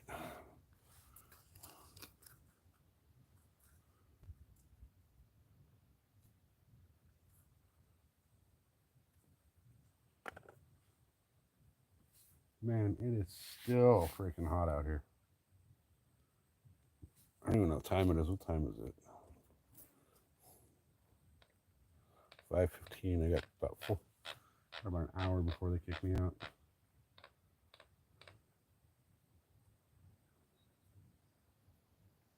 Shitty thing about California, man, the lakes all close at like 6:30.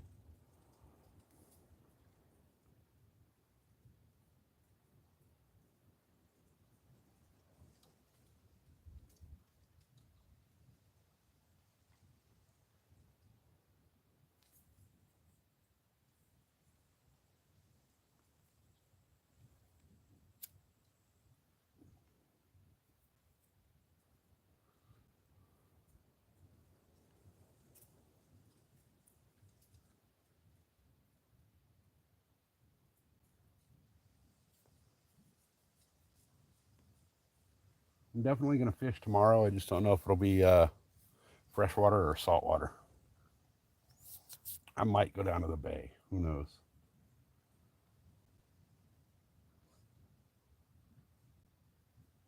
If I get onto the bay, what I'll do is I'll try to catch some live bait and use that.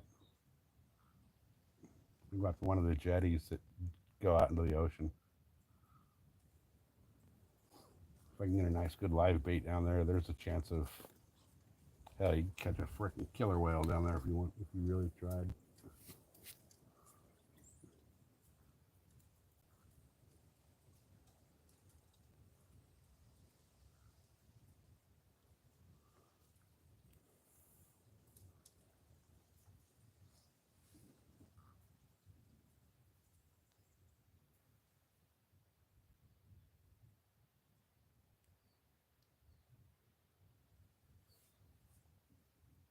Man, this is getting old. It's been a minute since I got a fish.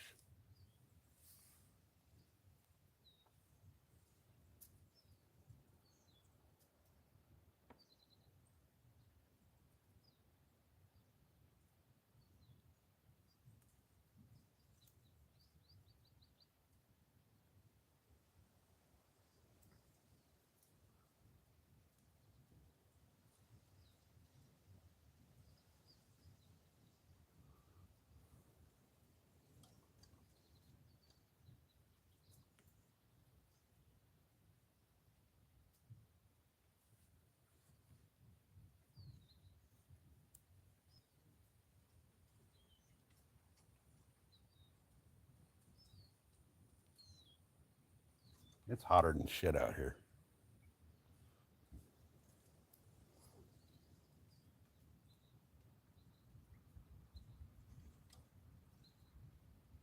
I'm half tempted to dive my head in the lake.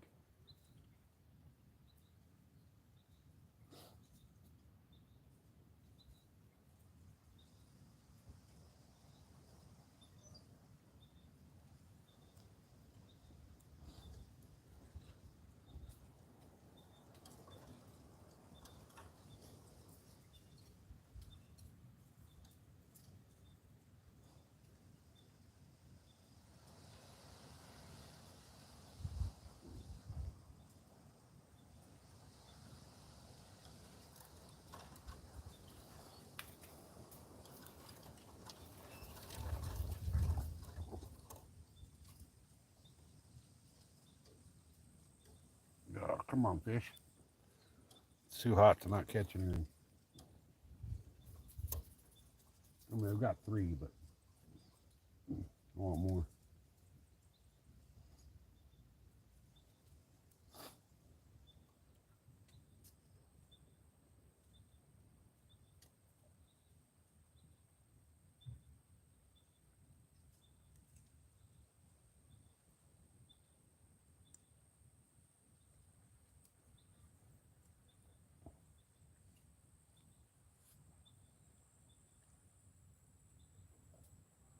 kind of wondering if even the fish are like, yeah, shit, it's too hot.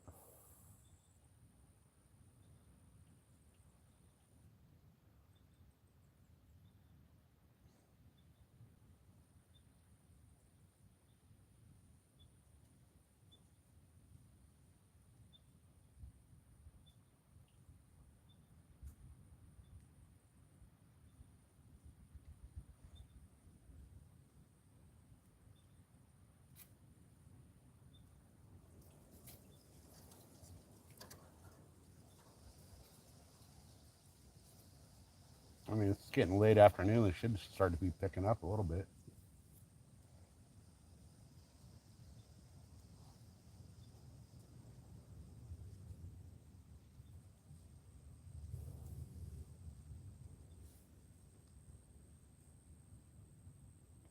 Yeah, there's a shitload of smoke up there. That fire's definitely moving north. There we go. That just got whacked.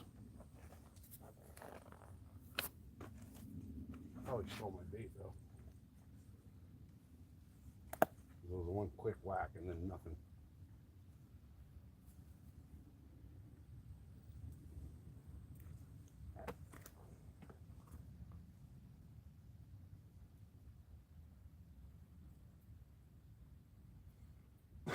What are the odds that bait just got stolen? Probably 100%.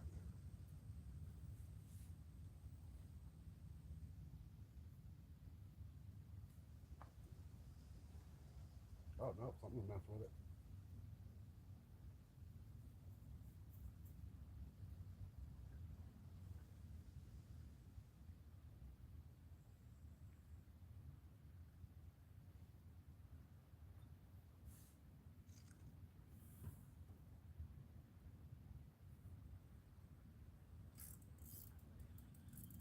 Little fish on. Whatever it is, it's little.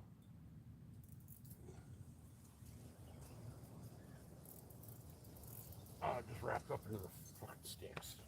Come on, swim out. There we go. Whatever it is, it's like a quarter pound.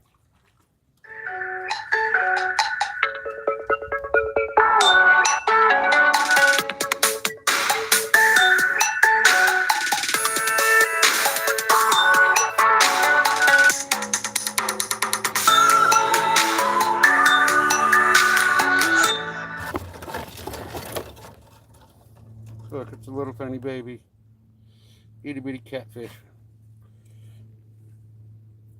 I'm not getting that hook back either.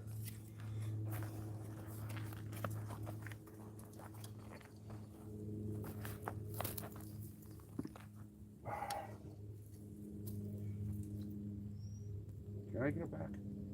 Let's see.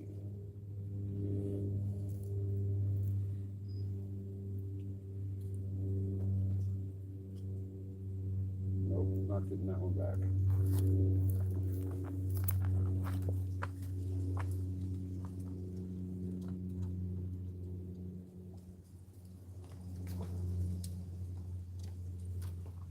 He gone.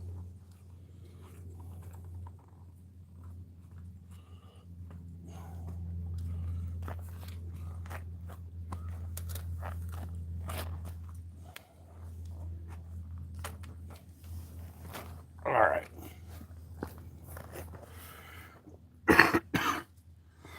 All right, guys. I gotta end it for a minute. I gotta return that call that just came in. That was the wife, and all you married men out there know how that goes. So thanks for being here. Thanks for watching. Hit that like and subscribe, and check out the rest of my videos on my shorts and my other videos. All right, guys. Thanks. We'll see you in a while.